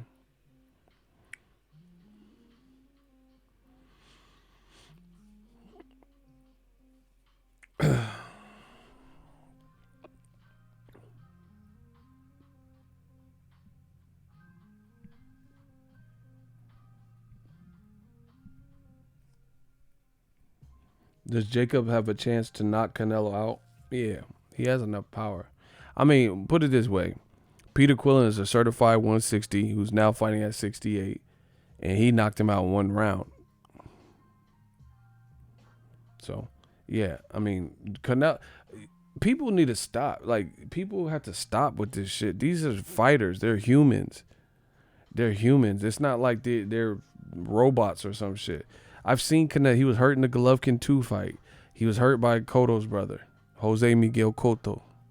He's not, I think Mayweather even got his respect. Because he sure as hell wasn't like trying to bull rush him. Yeah, Mayweather had Canelo on the ropes looking foolish, bro. He was jabbing at the pit of his stomach, breaking it down. So, yeah, Canelo's not above being hurt. You know what? This is going to sound crazy, and I'm not saying this out of disrespect, but I'm actually a big Canelo fan. I like the way he can scrap. But guess what? Canelo is not Mayweather. He's not anywhere near the realm of Mayweather. He's dope. He's good, but he's not. Because here, play this game. Name the upper echelon fighter that Canelo destroyed. Like, I'm talking about Mayweather Gotti, Mayweather Diego Corrales. Destroyed. Or won by knockout. Who is Canelo beat like that? And please don't say Amir Khan, because he really had no business fighting at 55. I'll get to that in a second. But who did Canelo destroy that you think is upper echelon at the division he destroyed him? That person in that division was the man, and then Canelo was just rocking a world. Who? And that's not a diss. I'm just being real. Like, who's Canelo beat like that? Older Cotto didn't get destroyed like that. It was competitive. Shane Mosley lost, but he didn't get destroyed. You know what I'm saying? Hey, I gotta kill this mosquito. The Mozzie is back.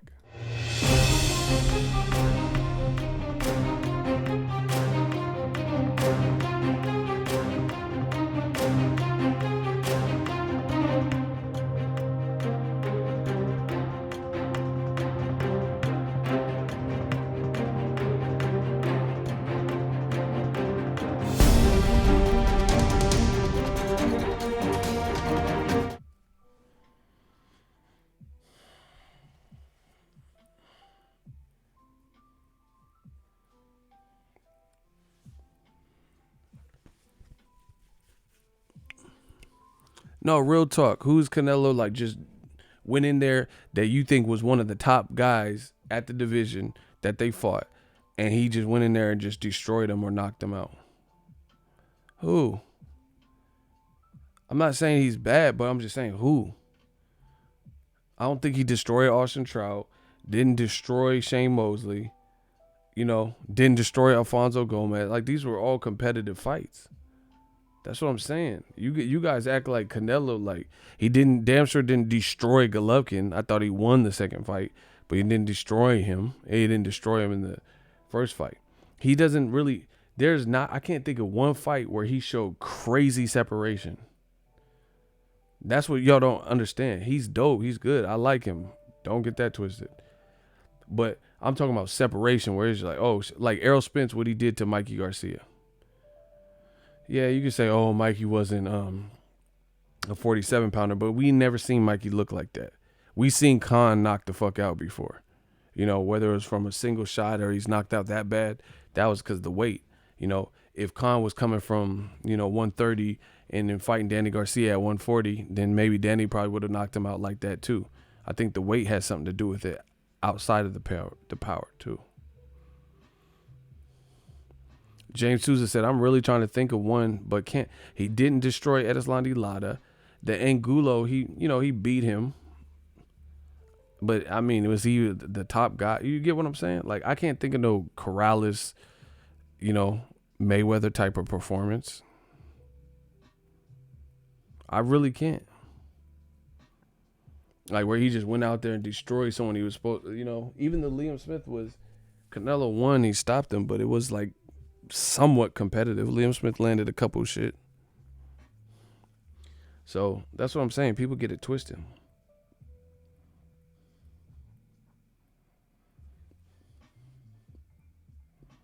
I don't really think Canelo has destroyed anybody like that. Now, if he does that with Jacobs, then hey, first time for everything. But I haven't seen him. I haven't seen him pull away with no crazy separation. And Jacobs is a hard person to try to do that to.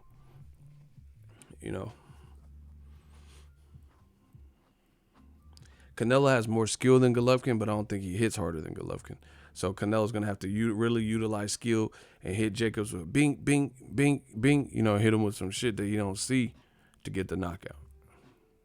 If he does that, I'll give him props. But even if he wins, I don't see him really knocking out. I could see maybe a knockdown, maybe. But, Jacobs has a shot to win this, people. Even the Austin Trout fight, Canelo didn't destroy Austin Trout.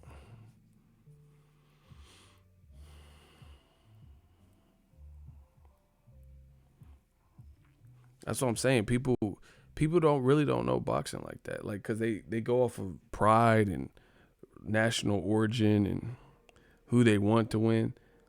Who is Canelo showed true separation from? Like I said, Errol Spence versus Mikey Garcia. Floyd did versus Canelo or Diego Corrales, where he's just like, he pulled away, like, oh damn, he made that look boring. Crawford versus several people, Julius Ndongo, Felix Diaz, fights where like Victor Postal, he showed true separation, where he's like, damn, this motherfucker ain't even close to my level. Stop.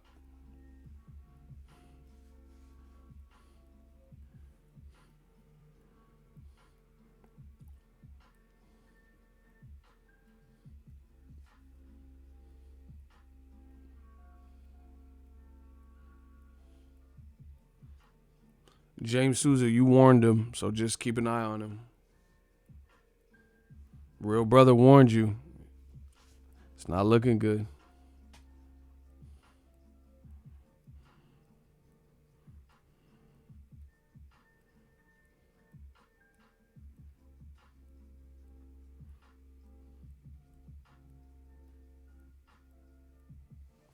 So, yeah, I think it's a good fight.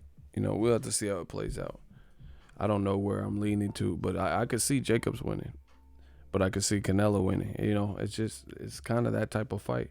Like, see, it's hard to judge because Canelo is such a popular star and stuff.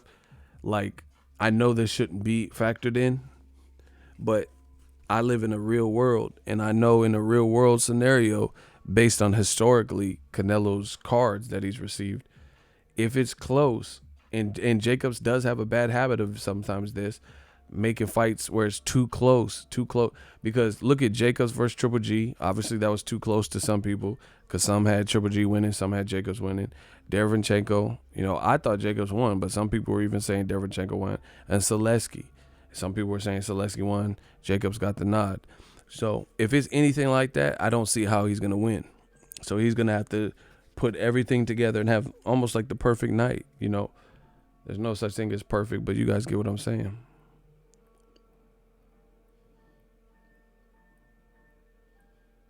Shout out to Darnell. That's what I'm saying. I said the same thing.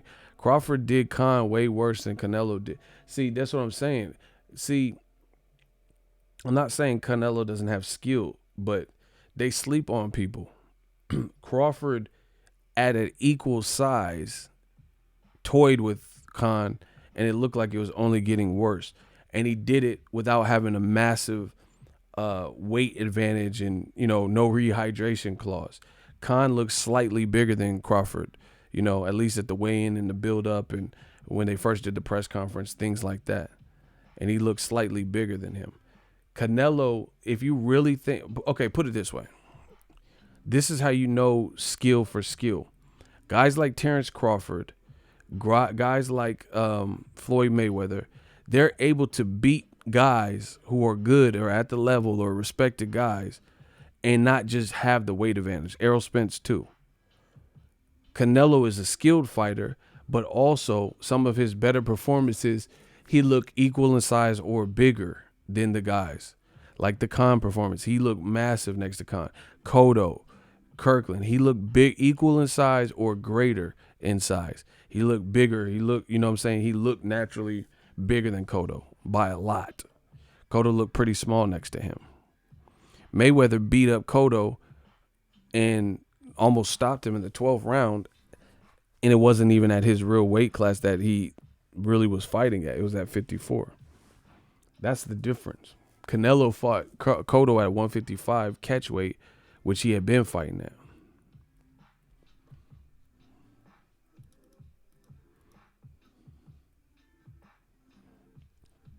So, you got to look at stuff like that. I'm not saying Canelo is a bad fighter because I don't think that, he's at a new generation. He's one of my favorite, but he don't have to have look at Wilder's knockouts versus Joshua. Joshua's sitting up here weighing 255 to 262-ish, some 265, somewhere in there, right? And then he's getting good knockouts. Wilder be weighing 209, 214, 215, and he's knocking out people who are naturally bigger. So when I'm talking about power, we know who has more power because Deontay Wilder looked like a basketball player, but he's producing worse knockouts against people who have more of a size advantage. You get what I'm saying? Like this Dominic Breazeale fight should be interesting. Dominic Breazeale looks way bigger than not really height. He looks taller because I was at their press conference. So not only did Breazeale look a little bit taller, but he looks just bigger, like, width, like his shoulder to his shoulder. You know what I'm saying? The width of him. So if he knocks out Breazeale crazy, then that's a testament. Canelo looked way bigger than Cotto and didn't even knock him out. Floyd was smaller than Cotto and came, I would say, closer to knocking out Cotto in that 12th round. But the difference is Floyd, it was a 12th round.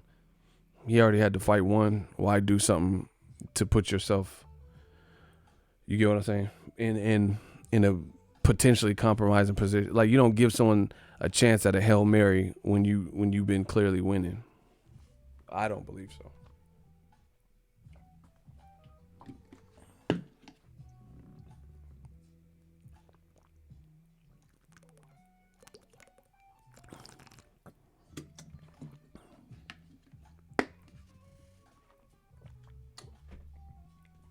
That's what I'm talking about.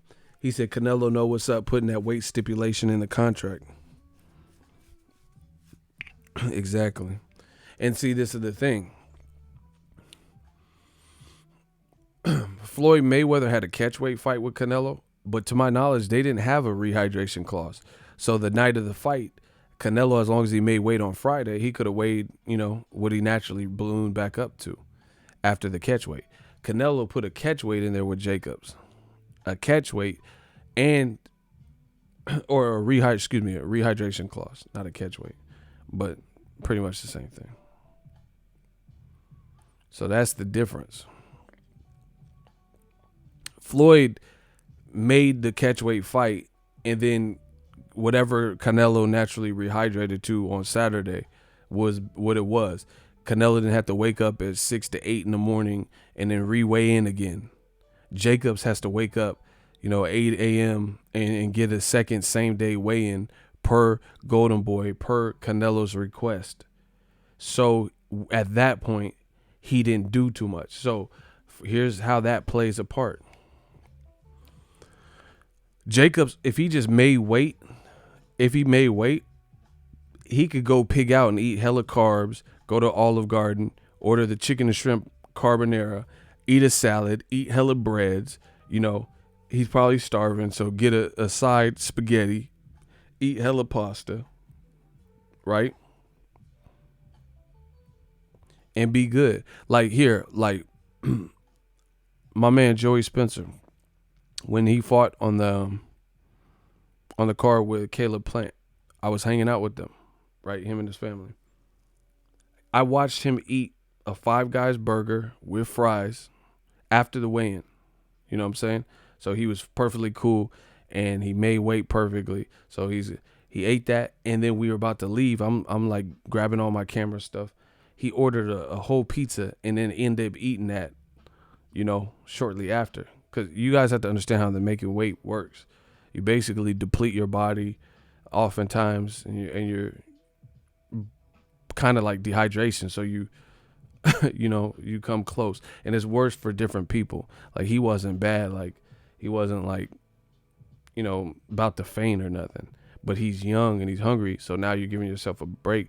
So you're hungry because for 10, 12 weeks or whatever your camp was, you had to be stringent on your diet. So, now that the hard work is done, you just rest and eat. So by Canelo's team doing that, it's obviously a strategy because they know that Jacobs would be able to, quote unquote, overdo it and just eat whatever. And then the next night come in crazy. But here's the funny thing. How come they didn't have a rehydration clause on Canelo in the Amir Khan fight? Because they wanted to outweigh Amir Khan. They didn't care how small Amir Khan was. Even though he showed to be brittle, and get knocked out at 35 and 40, they didn't care because this is a strategy. Canelo's like, fuck that. I'm the A side. So when it benefits me, Rocky Fielding, and Daniel Jacobs, there's a rehydration clause. And here's another thing how they respect Jacobs. Why didn't you give Triple G, who's not that much smaller than Jacobs? He's like 5'10", 5'11", because you weren't worried about a rehydration clause because Golovkin is slower and he's not athletic. He's not going to get on there and move. And Jacobs is a bit bigger. So it's clearly a strategy. I know all the diehard Canelo fans try to get mad and, oh, you're hating. I'm not hating. I'm telling you what the fuck it is. This is a strategy. They know Jacobs is good, so they want to put that cap on him. Jacobs agreed to it. I'm not dismissing or disputing that. But this was put there as an added advantage. Again, why was there no rehydration clause? I talked to Amir Khan, and I have the interview. He said he wanted a catch weight with Canelo, like Floyd did, or a rehydration clause. Golden Boy said no. I have it on tape. So the reason I'm telling you how this boxing works is this is when I always talk about matchmaking and different shit, this is the type of stuff I'm talking about. This is the behind the scenes. They know a lot of people aren't into all the details. A lot of people aren't reporters, so they don't know all this stuff. You're just a fan. You watch Canelo versus Rocky Fielding, you're like, okay, that guy's 6'3", and he just beat the shit out of him. That's what you see. That's what you know. But if you know the details like me, then you'll know a 6'3", 168-pounder was told to, weigh in the same day. It's a strategy, And I'm not saying Canelo invented this. A lot of people have little stipulations and shit, but I'm just telling you that's what it is. It's a strategy because they didn't care. They didn't think Amir Khan was going to come in and be bigger than Canelo, so they weren't really worried about it. They weren't worried about the punching power of Amir Khan. He didn't even stop Chris Algieri. But they are worried about Jacobs' size and what he did to Triple G, how he elected to not weigh in and fight for the IBF and shit. They're like, hell nah. And FYI, some people blame the IBF. There is a rule that they have a same-day weigh-in, but they changed it on unifications. This is a unification. So the IBF same-day weigh-in doesn't apply in this fight as it's a unification. So this was put in by Golden Boy. And you'll hear, and I told you this from the beginning, you'll even hear Eddie Hearn. He did an interview saying this, and Daniel Jacobs has talked about it.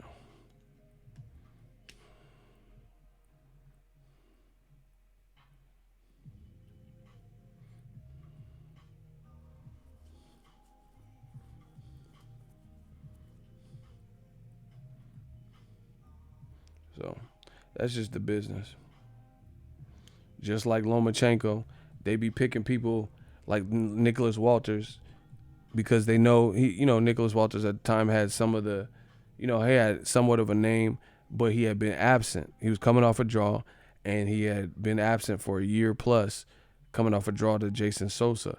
That's when Lomachenko hadn't been at. Lomachenko had just beaten Rocky Martinez or some shit. So that's when they decided to pull the trigger and make the fight, because Lomachenko's at the prime activity rate, and Nicholas Walters is having a fat camp because he has been on the sidelines, not fighting. They didn't man, I know what I'm talking about, bro. You notice when Nicholas Walters, when he knocked out Donaire, they didn't make the Lomachenko fight after that. When Lomachenko was at 126 and Rigondeaux was at 122, they didn't make the fight when they could have fought at a catch weight between the two. They could have fought at like 124. I go down 2, you go up 2. But they waited. So when Rigondeaux finally fought him, he was a little bit older, and he had to jump up 2 weight classes from 122 to 130. This is a strategy. You guys can say whatever the fuck you want. That's what that is. And there's a reason they're doing it. They're doing that because they're doing what benefits the person that they want to win, the A side or whatever you guys want to call it, the guy that they want to win the contest. Eddie Hearn said he would pay the fees, so fuck it. Jacob should rehydrate like you want. Let Eddie Hearn pay it. That's true. I heard that, but we'll see how that plays out. But they're charging him hella money too, so that's on them. Cause it's like $250,000 per pound or something stupid. So you're gonna have to cough up hella money. $100,000 per pound, $250,000 per pound. So we'll see how that plays out. But you know what people are gonna say, because if Jacobs does that and Eddie Hearn pays it, they're gonna say, "Oh, if Jacobs wins, they're gonna say use that." Bro, mark my words. If they go through with that, and then Jacobs comes in 3 pounds over the catch weight, and then he knocks out Canelo or beats him, they're gonna be like, "Oh, look, Jacobs, he had to cheat with the weight." Come on, bro.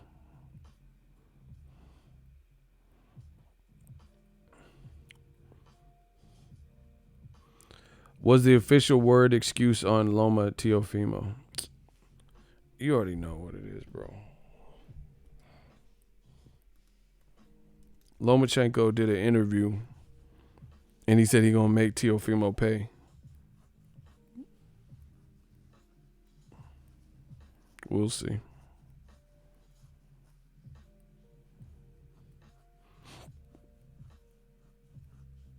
We'll see.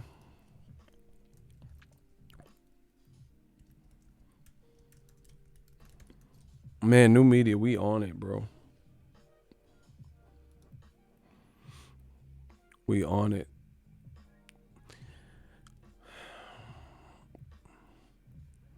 Lomachenko said about Teofimo and his pops, in this situation, objectively as well as subjectively, it's clear that they are trying to show their strength.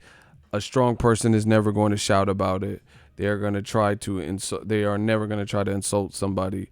The person is just going to silently do their thing and prove their actions, not their words. Prove with their actions and not their words. So far, it's just a lot of talking. Him showing his strategic thinking in probably business, because before that, when he wasn't saying anything, nobody knew who he was or even heard his name, despite the fact, this is Lomachenko speaking on Teofimo, but despite the fact that he ended his fights with knockouts. At some point, they probably chose a strategy or a tactic to use my name to promote him and promote that fight in order to make money on that. It's working pretty well because the people in America swallow that, so it's working pretty well. On my side, I like that too because I'm in a very good situation, a very good position. He has talked himself into so much that I know exactly how I'm going to hold that fight. I'm going to hold him accountable in that fight for every word that has been said. Additionally, I don't need to do anything to promote that fight. I'm not going to do anything. I'll stay silent, and then when we get in the ring, and in the ring, each will do and show how much he is worth.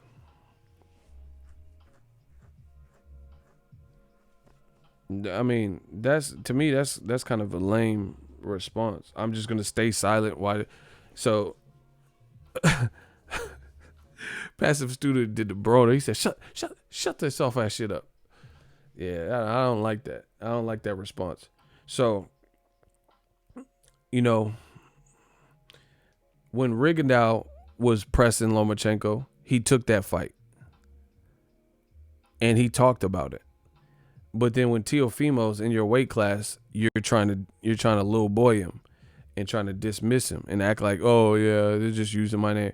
Rigondeaux called you out from a lighter division, but once again, he was 2 divisions smaller. So Lomachenko might not have seen as much of a threat in that. Teofimo's in your weight class, and now you're trying to, I'm just gonna remain silent. That's to me, that's a lame response. To me. You know what I'm saying? This is sad for old media because they keep putting guys on the pound for pound #1 and trying to force feed to people. And look at how they react. Look at how they react. It's funny. But meanwhile, the guy I say is pound for pound #1, Lomachenko actually says is #1. Meanwhile, the guy that I say is pound for pound #1 based on his accomplishments and skill, Terrence Crawford, right? He would never have someone in his division wilding on him and not feel the need to speak on it and say, hey, I'm just going to remain. And he's not an overly trash talker anyway. But he not going to have nobody talking crazy and then not get his couple shots off too. Do you get what I'm saying? But once again, old media protects this and they support this. And yeah, Loma's right. He shouldn't promote the fight. He shouldn't say anything. But if Errol Spence was talking crazy about Terrence Crawford, y'all be all in the mix, all in the Kool-Aid, don't even know the flavor, inciting that. It's so predictable, people. Bud Crawford would never allow that. Somebody in his division to be talking crazy where he's not going to say nothing. That's crazy, but this is accepted. And then they always do this. Like, this is what old media does. Oh, he just wants money. Oh, he just wants to use my name. Okay, so why is Bob Arum constantly referring to you as Muhammad Ali and all this shit? Why are you using Muhammad Ali's name? Why don't they compare you to Usyk or Vodstik or somebody else from the Ukraine, Klitschko?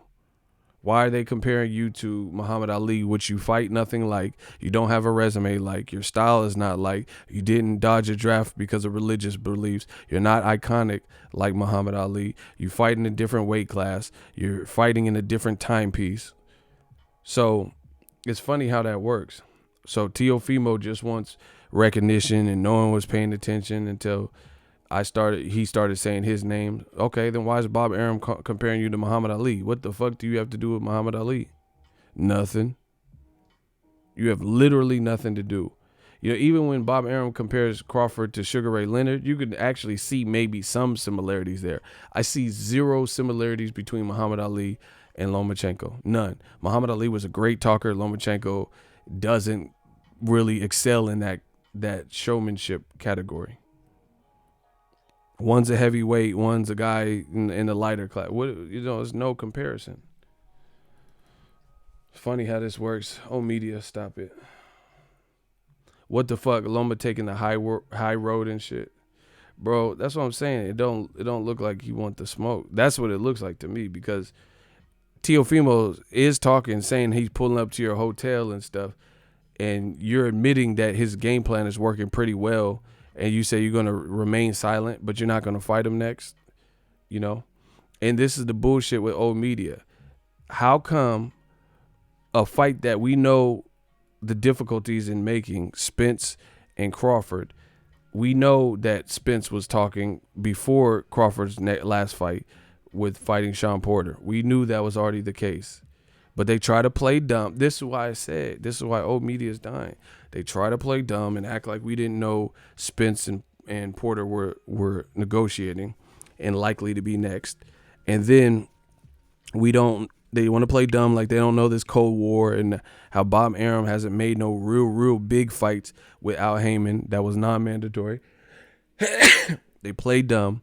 And then there's an easy to make fight in-house, and Bob Arum is not making that with Lomachenko, and we have to keep waiting for Lomachenko and Teofimo. Ego, who you think Loma fights next? Comey or Luke Campbell?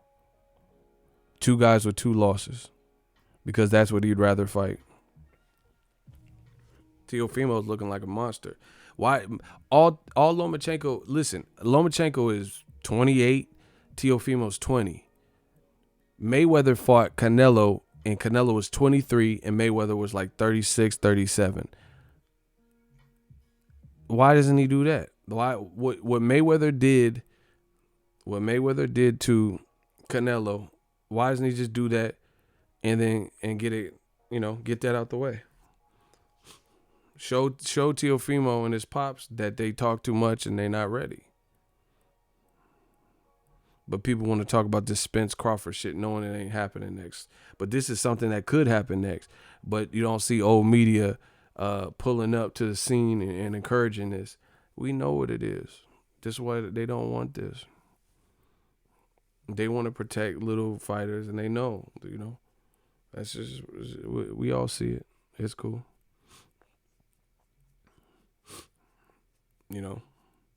But to me, the better fight is not the guy with 2 losses. It would be, in this case, Teofimo. Yes, he hasn't fought for a title, but it's a bigger fight. Like, see, this is the thing. At what point are these companies going to listen to the public? We're saying Wilder Fury, and then you make Tyson Fury versus Tom Schwartz. We're saying Lomachenko Teofimo, and you say, nah, we're going to fight Richard Comey or Luke Campbell. These companies are going to get the hint at some point, because people are going to start checking out from you making the fights that you want to make. And especially when, like, I get it, Spence and Crawford, that's not just your doing. You have to work with another company to get that off. You know what I'm saying? But this is something you could pull the trigger on tomorrow. This could be announced in the next, month. Lomachenko versus Teofimo, but they won't make it because they're not trying to match him like that, because they rather ride this wave and, say Lomachenko unified and string this out. And even though Lomachenko never had more than 1 belt in a division up until this division, which happens to be a stagnant division aside from the young talents. The best fighters at 135 outside of Lomachenko, since Mikey has now officially said he can't make lightweight anymore, or he's probably not going back. Outside of Lomachenko, the best names there are the young cats who are still, Devin Haney, Ryan Garcia, and Teofimo. Those are the best names. The most compelling names, the best sellable fights. And these promoters, they're not having anyone fooled. You can get out of mandatories, you can postpone this and this, except for when you don't want to. That shows you what you need to know. They don't want to make that. Loma's 31. He not fighting these young guys, just pad his resume. That's what they want. And see, this is the thing, is they're going to understand real soon that America, this is not a couple years ago. This is not the UK. This is not Argentina, not China. America, they're not going to keep going for the okie doke. You know, Tyson Fury versus Tom Schwartz. How many of y'all bought tickets for that? Who lives in the California, Vegas, West Coast, Arizona area that's going to that? Tyson Fury versus Tom Schwartz. You know, Lomachenko versus a guy from Ghana or wherever Richard Comey is from. You know, in America. Lomachenko versus a UK fighter that already lost in America to Jorge Linares, a guy Loma already beat.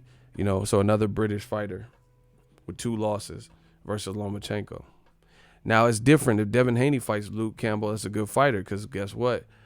Where Devin Haney's at in his career, that's a step up. For him, it's a step up and a chance at a title. So I wouldn't be mad at that. I look at boxing on a case-by-case basis. You got to look at it on a case-by-case basis.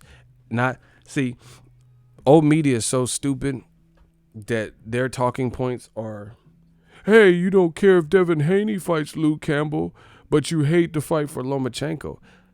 Of course, if Lomachenko's being pound for pound number 1, that's where they're ranking him. They're saying he's the best fighter ever. They're saying he's better than Muhammad Ali. He's already stepped up and fought some cool names, and he's 31 years old, and he has 2 gold medals. Why would I hold him at the same standard as Devin Haney, who's 20 years old?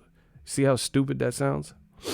You know, that's like, let's say you have 3 siblings, and your youngest sibling is 4 years old, and then there's a child, one of your siblings is not your age but 2 years younger than you. Like, let's say they're 30 or some shit. Are you gonna hold your 30-year-old brother to the same standard as your 4-year-old sister? Like if they leave the stove on or some shit? Do you get what I'm saying? It's not the same. Different people are at different parts of their career, but old media, they want to say, oh yeah, you don't have a problem with Devin Haney. Devin Haney's 20. He's not 31. Oh yeah, you have a problem with Triple G versus Brandon Adams, but you don't have one with Charlo. They're not the same fighters. They're not at the same point in their career. They're not both silver medals. They're not both being ranked pound for pound. We're not talking about the same thing. And Charlo stole the Brandon Adams, and Triple G's fighting someone that I don't even know. Old media, y'all got to get it together. I'm out. The Vampire Stream. They got to get it together because they're not fooling anyone. Like I said, I look at all this boxing shit on a case-by-case basis, and I input all the data that I have available to me. Lomachenko is Lomachenko. Devin Haney is Devin Haney. So what's right for one person's career is not automatically transferable to Devin Haney's career when they're at different points in their career. So yeah, I would hold a champion or a 2-time gold medalist who's being raved about and listed as number 1 pound for pound. Yeah, of course I'm going to hold and have higher standards for them as opposed to Rolly or Teofimo or Shakur Stevenson or Devin Haney or whoever, because they're at different parts of their career. It's that simple. I'm out. Thank you guys for tuning in. We had a great stream. More heat coming soon. This shit is getting easier and easier because you see how old media is starting to give up. You guys see that. They know they can't even argue these points. It's becoming so painstakingly obvious. That's why we're doing so much work.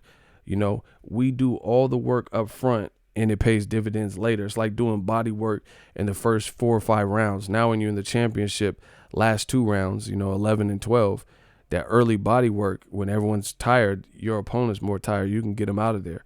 That's what we doing with old media. The gang way. I told you we are the mob. Money on top of boxing. Let's get it. Digital mob. We putting in so much fucking work. Their heads about to spin off because they can't keep up. All this stuff. They're not addressing Barry Hearn. Bob Arum says Al Haymon don't want to work with a white promoter. Yet Andy Ruiz left Top Rank because he was not happy. Signed with Al Haymon. And now a white promoter, Eddie Hearn, just negotiated with the Al Haymon fighter to make Anthony Joshua versus Andy Ruiz Jr. to save their card because a DAZN fighter, Gerald Big Baby Miller, failed a drug test. This stuff is not making sense. People want to talk about Spence and Crawford, which we know the inherent obstacles since we knew Spence was going to fight Sean Porter and we were just waiting for it to get officially announced and finalized, right? There's 2 different networks that play and blah, blah, blah. But they don't want to talk about how Wilder and Fury got split up on behalf at the bequest of Top Rank and Bob Arum, and that fight in Frank Warren, and that fight got ripped from underneath our noses. Tyson Fury skipped ship, and now he's fighting a guy that nobody cares to even see him fight. They won't tell you about that.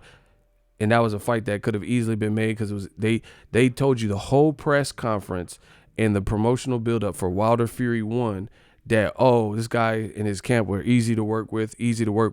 So what's changed? The thing that changed is ESPN and Top Rank and Bob Arum. Now they're involved. Now all of a sudden it's hard to make. Now all of a sudden Top Rank is saying, hey, we want to build to that fight in 2020.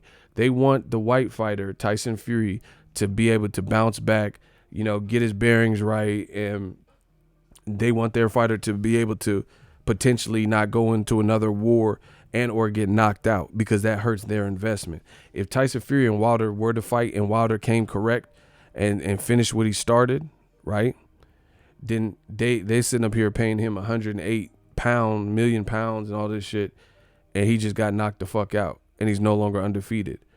So they don't want to even chance that. So they want to give him the best fighting chance like they always do for Caucasian fighters as opposed to black and brown fighters. They want to give him the best fighting chance to get his bearings back, take the tune-ups that maybe he should have took before he stepped up to fight Wilder and give him a fighting chance. So when it does eventually happen, at least they made some money with him and did some Tom Schwartz and, put him in here with this guy and made some money. It's the same shit. Darnell said great white hype shit. These dudes are getting bodied. It's the same routine over and over, and we keep proving it and keep showing it. The whole just let that seep in. The whole first Wilder Fury fight, they talked about how it was easy to make and Joshua was bullshitting and he was the problem. Now all of a sudden, Tyson Fury and Frank Warren do a joint venture with ESPN and Bob Arum and Top Rank. Now all of a sudden they can't make the fight and the fight breaks up. It's not because of Wilder. It's not because Steven Espinoza. It's not Shelly Finkel. You know whose side it was. And there's no disputing that. But like I said, they want to protect. They think, and see, this is the thing. You've seen how much money I made on the Super Chats, an American media channel. They think there's no money. People will support the real. You've seen that. They think all these foreign fighters, all white fighters, and all these other people have the craziest fan bases, and nobody else has a fan base. But that's not the way it works. People pay for good fights. People pay for good fighters. And if you market everybody equally, right, or try your best and stop hiding certain people, that person could take off. See, the thing is they want to control the narrative. They want to tell you who's great instead of showing you who's great by putting people in similar type of positioning to show what they could do. The reason why Terrence Crawford with Top Rank is one of their top dogs and, people doing the best is because he kept winning to the point where you couldn't deny him. That's more a testament to him. So it's just like, okay. It's like you being on a slot machine and it keeps hitting. So you're like, why would I get off at this point? They had Top Rank, had Terrence Crawford and didn't do shit with him up until about the Bradis Prescott fight. And then he showed how good he was, and people were like, oh, that kid's nice. And then the commentators were talking about how he was beautifully switching from orthodox to southpaw. So basically, Crawford made himself hot. It wasn't really the promoter that said, hey, here's this great, bow tie, package with the bow tie at the end, make something of it. But that's the opportunities they give to all these other fighters, foreign fighters, white fighters, stuff like that. Here, Tyson Fury, here's 108 million pounds. Do something with it. Do something great. And then meanwhile, Crawford's on Top Rank, and he's a harder fighter to beat than Tyson Fury in his division, and he ain't getting 108 million pounds. It's a microcosm of what we see every day here in the United States of America. I promise you that. And that's the thing with PBC. At least they're giving all these fighters opportunity. Leo Santa Cruz said he want to fight Tank. He's probably going to get that. Tank getting a hometown fight. You know, Spence got a shot at pay-per-view. Now they're going to put his next fight with Sean Porter, Unification. Most likely not on pay-per-view. Everybody's getting Andy Ruiz got $1 million. He going to get $1 million something, whatever he got up out of Eddie Hearn to fight AJ and a chance at 4 title. Everybody's working, you know. Wilder deserves more than Fury any way you slice it. That's what I'm saying. But these companies, they want to manifest who they want. Like, it's like some Milli Vanilli shit. But they don't even want the black act to sing. You know what I'm saying? It's like they want to tell you who's hot. Instead of just finding a dope singer and whoever's the best singer, that's the face of your label. It's like they want to do some Milli Vanilli shit and tell you who's hot. That's not how it works, people. You got to let all these dogs run wild, you know, and the best one's going to stand out. But that's what I think they fear. They fear some of the guys wouldn't be really relevant if they didn't have the major push, you know. Like if we got to see, like let's say Top Rank, they put Lomachenko, Alexander Vodstick, Terrence Crawford, and Teofimo in the toughest possible 3 fights that they could put. So the toughest fight Lomachenko, 3 in a row, tough-ass fights that Lomachenko could fight, 3 tough-ass fights that Vodstick could fight, 3 toughest fights that Tyson Fury could fight, 3 toughest fights that Shakur Stevenson could fight, 3 toughest fights that both Teofimo and Terrence Crawford could fight. If they did that and each fighter was equally fighting the hardest 3 fights in their division, guess what? Some of the people wouldn't make it. Some of the people that they pushed the hardest wouldn't emerge out of that type of tournament without a blemish. They wouldn't. And that's what they know. And they don't want that. You know, instead of letting Vodstick, you know, Fury and Lomachenko just earn it and put them in through the ringer, they want to kind of cleverly matchmake and shit like that. But then when it comes to Shakur Stevenson, he already in his 10th fight, he fighting Chris Diaz and shit with no 2 gold medals like Lomachenko. That's what I'm saying. That's what they fear. They fear it's like an inferiority type of thing. They want to tell you who's hot. They want to tell you Triple G's the best. Put Triple G in there with Jacobs, Canelo, and Andrade, and then Charlo, and let them all fight, and we'll see who's the best. They don't want to do that. They want Triple G, Canelo, Triple G, Vanes Matarosen, Triple G versus Canelo, Triple G versus Steve Rolls. You get what I'm saying? They want to manifest it how they want to manifest it. Wilder just fuck around and fought Luis Ortiz and Tyson Fury in the same year. Triple G ain't never had name one fight. Name a fight year where Triple G had in his division, his relative to his division, his schedule was like that. So in one calendar year, he fought a Luis Ortiz, someone who's revered as the boogeyman in his division, and then he fought someone like Tyson Fury, someone who was bigger, stronger, or not stronger, but bigger, you know, and can box and stylistically would create problems. Wilder did that in 1 year. When has Triple G ever done that? Tell me what the year was and who he fought that year, where his schedule was that tough. Let me know. If I'm lying, I'm just, you know, on some racist shit and new media shit. Tell me when that's ever happened. I don't want to hear nothing. I just want to hear when that happened. Name when Triple G's schedule was a Luis Ortiz type person, a boogeyman in his division, and then it was an undefeated Tyson Fury type person in his division. Name 1 year where Triple G did that.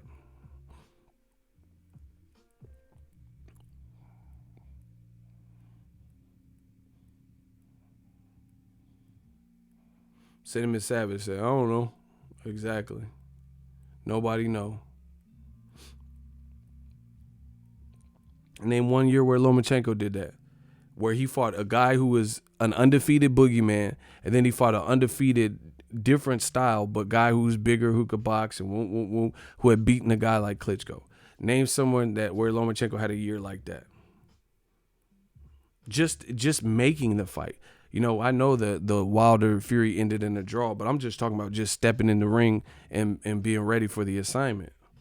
And was ready to fight Fury again. So it would have really been 3. It really would have been 3 fights in a row. But we know how that played out because Top Rank, Captain Seva, got in there and got Fury up out of there. They can't answer these questions. We have never seen Lomachenko have no year like that. 1 calendar year. You get what I'm saying? But guess what? When it comes to Terrence Crawford, his schedule is more like that too. This is what they do to black fighters and brown fighters, but definitely black fighters. You know, just so I have my dates right, Terrence Crawford, let's see. He was undisputed, and in 2018, he moved up and fought Jeff Horn, moved up 7 pounds to fight a champion, stopped him in the 9th, and then he fought Jose Benavidez, who was bigger and undefeated and can box, comes from a fight family, and then he knocked him out.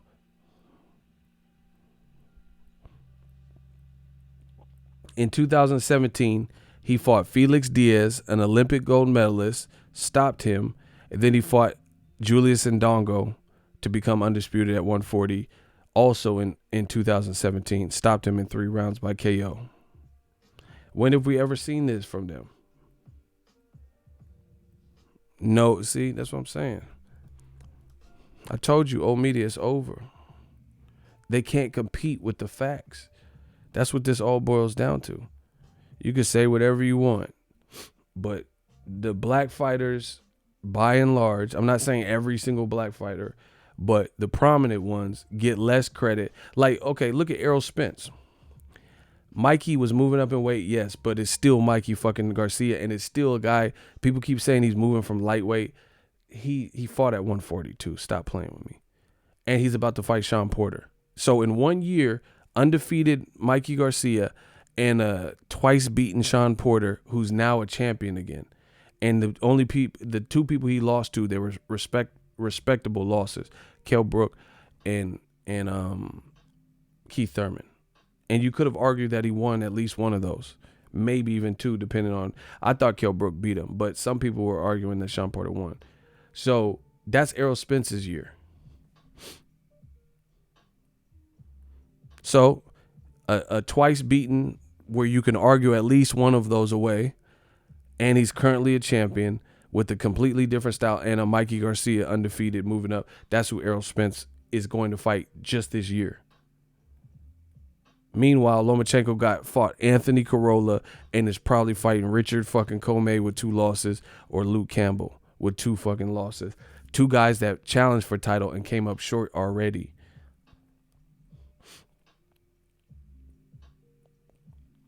We got to fly to get to where the white man gets to by walking. Chris Rock. That's what I'm saying. Shout out to Chris Rock. If I'm lying, I'm still waiting for old media to explain where the lie is. Like, if Lomachenko fought Mikey and a Sean Porter type person in his division, I would be happy. You know, like fight Mikey and Teofimo in 1 year. I'll be like, damn, okay. Get past both of those, okay. But we don't ever get to see that. We get to see Anthony Corolla, or, you know, guys at deficits, guys moving up, Miguel Mariaga, and then, you know, one good fight. It's the same thing, bro. Same thing, bro.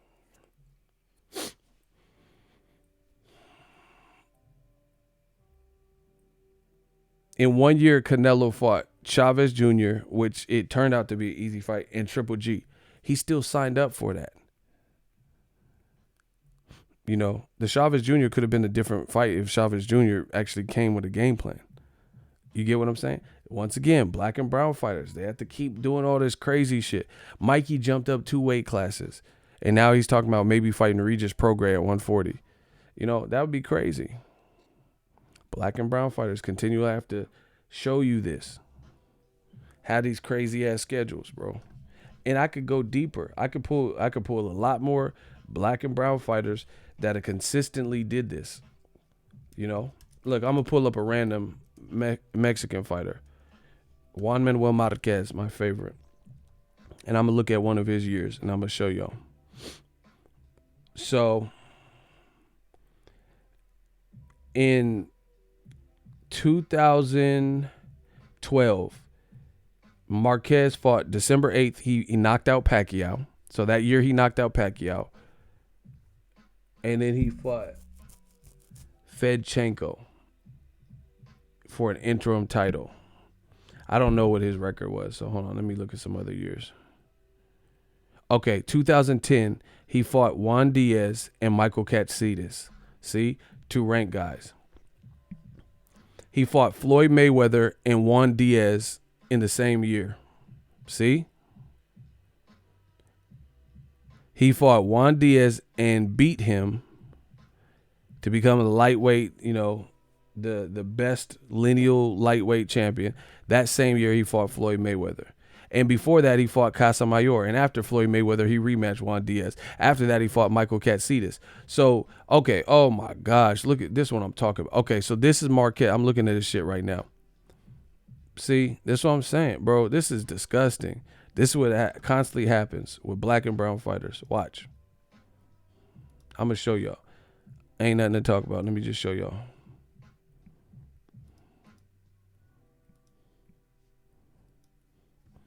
Okay, y'all can see. So let's just look in a row. You know, we don't have to just even look at years. Okay, I'm going to start from here. Coquette Gym was raw too. But we'll start right here.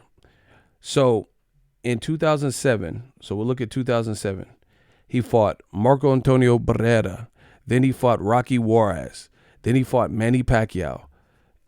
Then he fought Joel Casamayor.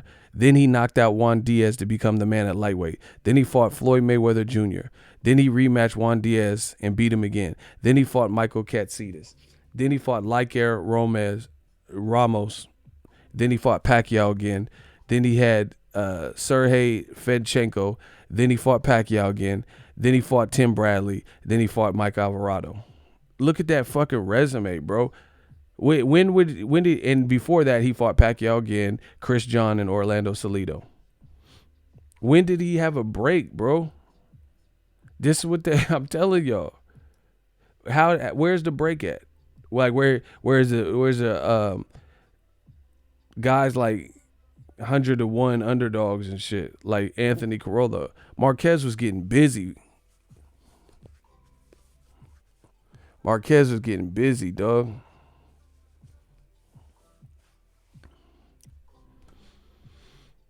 That's a hell of a rap sheet. You know, all those guys were ranked. Like Katsidis and Chris John, all them. Those were like champions and shit. Barrera.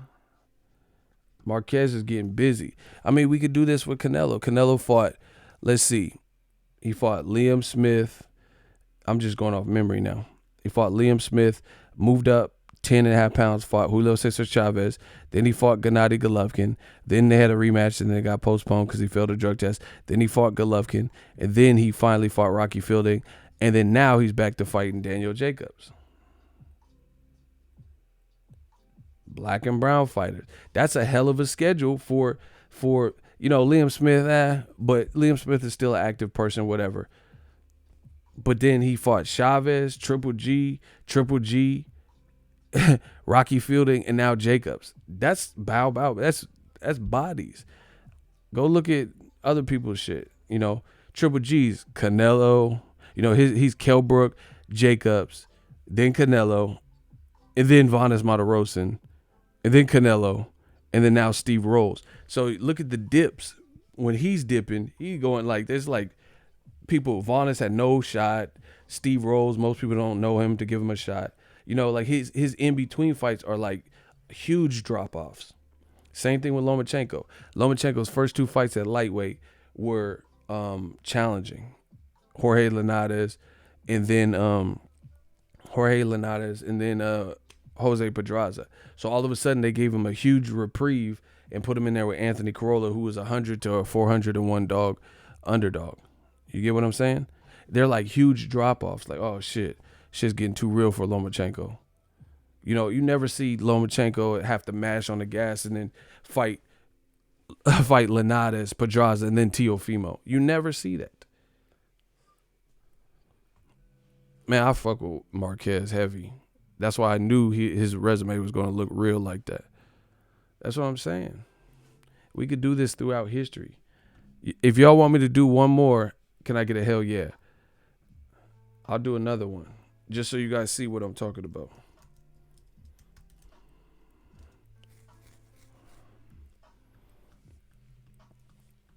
And it's not just older fighters too, but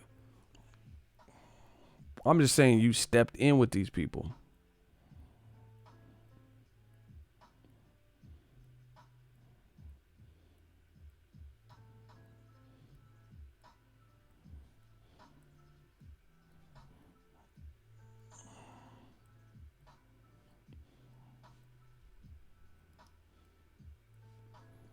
All right, I'm going to do one more for y'all. My favorite fighter.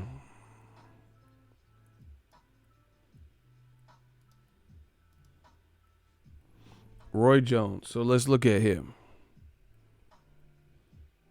So he fought Bernard Hopkins, Tulani, Malign, Furman. He fought Danny Garcia from Puerto Rico. Another Danny Garcia. Thomas Tate. Then he fought James Toney, Antoine Bird, Vinny Pazienza, Tony Thornton, right? Markai Sosa. See, some people aren't going to remember these names, but a lot of these guys are ranked. You know Vinny Pazienza. They made a movie about him. James Toney, we know. And then before that, it was Bernard Hopkins. You know what I'm saying? David Telasco. And he was moving up in weight through this, too. Lou DeValle, who trains Badu Jack. Virgil Hill, who was an Olympian. Montel Griffin. And he got DQ'd, so he rematched him. These are all Mike McCallum, the body snatcher. So you got to know the names, but these are all reputable names. Mike McCallum, the body snatcher. Montel Griffin, this was a move up in weight. He lost a DQ. Then he came back and knocked him with the shocking like uppercut. Virgil Hill's an Olympian. Lou DeValle he's a dope fighter. He actually dropped Roy Jones. People don't know that. See, I know my shit, bro. He trains Badu Jack, or one of the people that trains Badu Jack. He's a trainer now at the Mayweather gym, right? He dropped Roy Jones in this fight. Richard Frazier, which is one of Roy's classic. Reggie Johnson, Richard Hall. That's the one I like. David Telasco, Glenn Kelly, John Ruiz at heavyweight, Antonio Tarver, Glenn Johnson, Antonio Tarver. Look how challenging. Felix Trinidad, Joe Kawasaki. Look how challenging. Jeff Lacey, Danny Green, B-Hop, Dennis Lebedev. This is like later in his career, and he's fighting back-to-back tough fights and shit, bro. Crazy.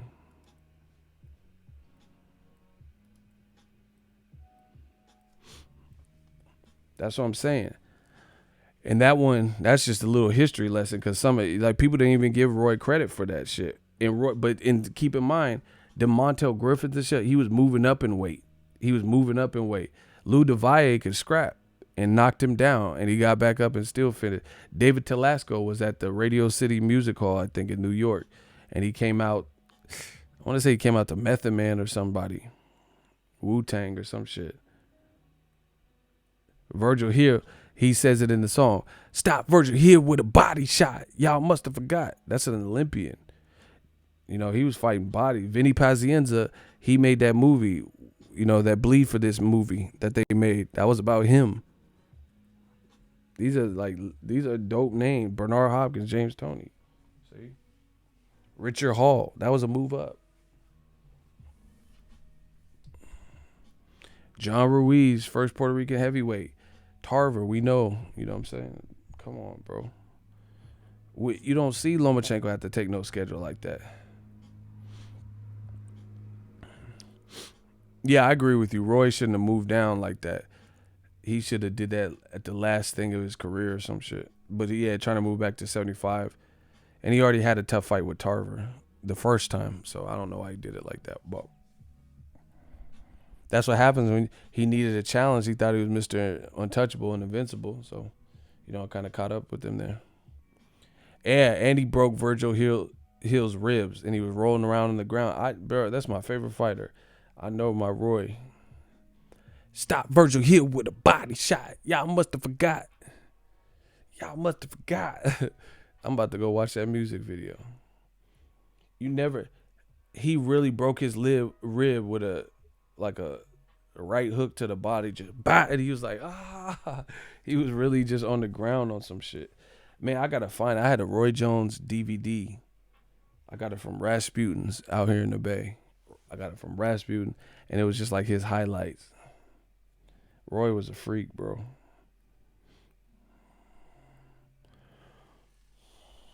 That's what I'm saying. And you never see, like Tyson Fury, look at Tyson, real talk. He messed up and whatever, came back to Safari, Francisco Pianeta. He fought Wilder, which everyone gave him credit for it. Now he's fighting Tom Schwartz. That's his last 4 fights. Look at Canelo's last 4 fights. It's not looking like that. Canelo's last 4 fights would be, Chavez, Triple G, Rocky Fielding. Black and brown fighters. You see a pattern? Tyson Fury's last 4 fights, Safari, Francisco Pianeta, the one name we know, Deontay Wilder, who almost leveled him and knocked him out. And then now he's fighting Tom Schwartz. It's like this is what we always see. This is what we always see.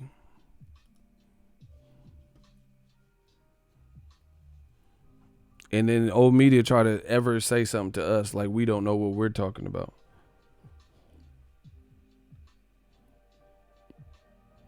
Like we catting off and making up shit. Stop. It's over for old media.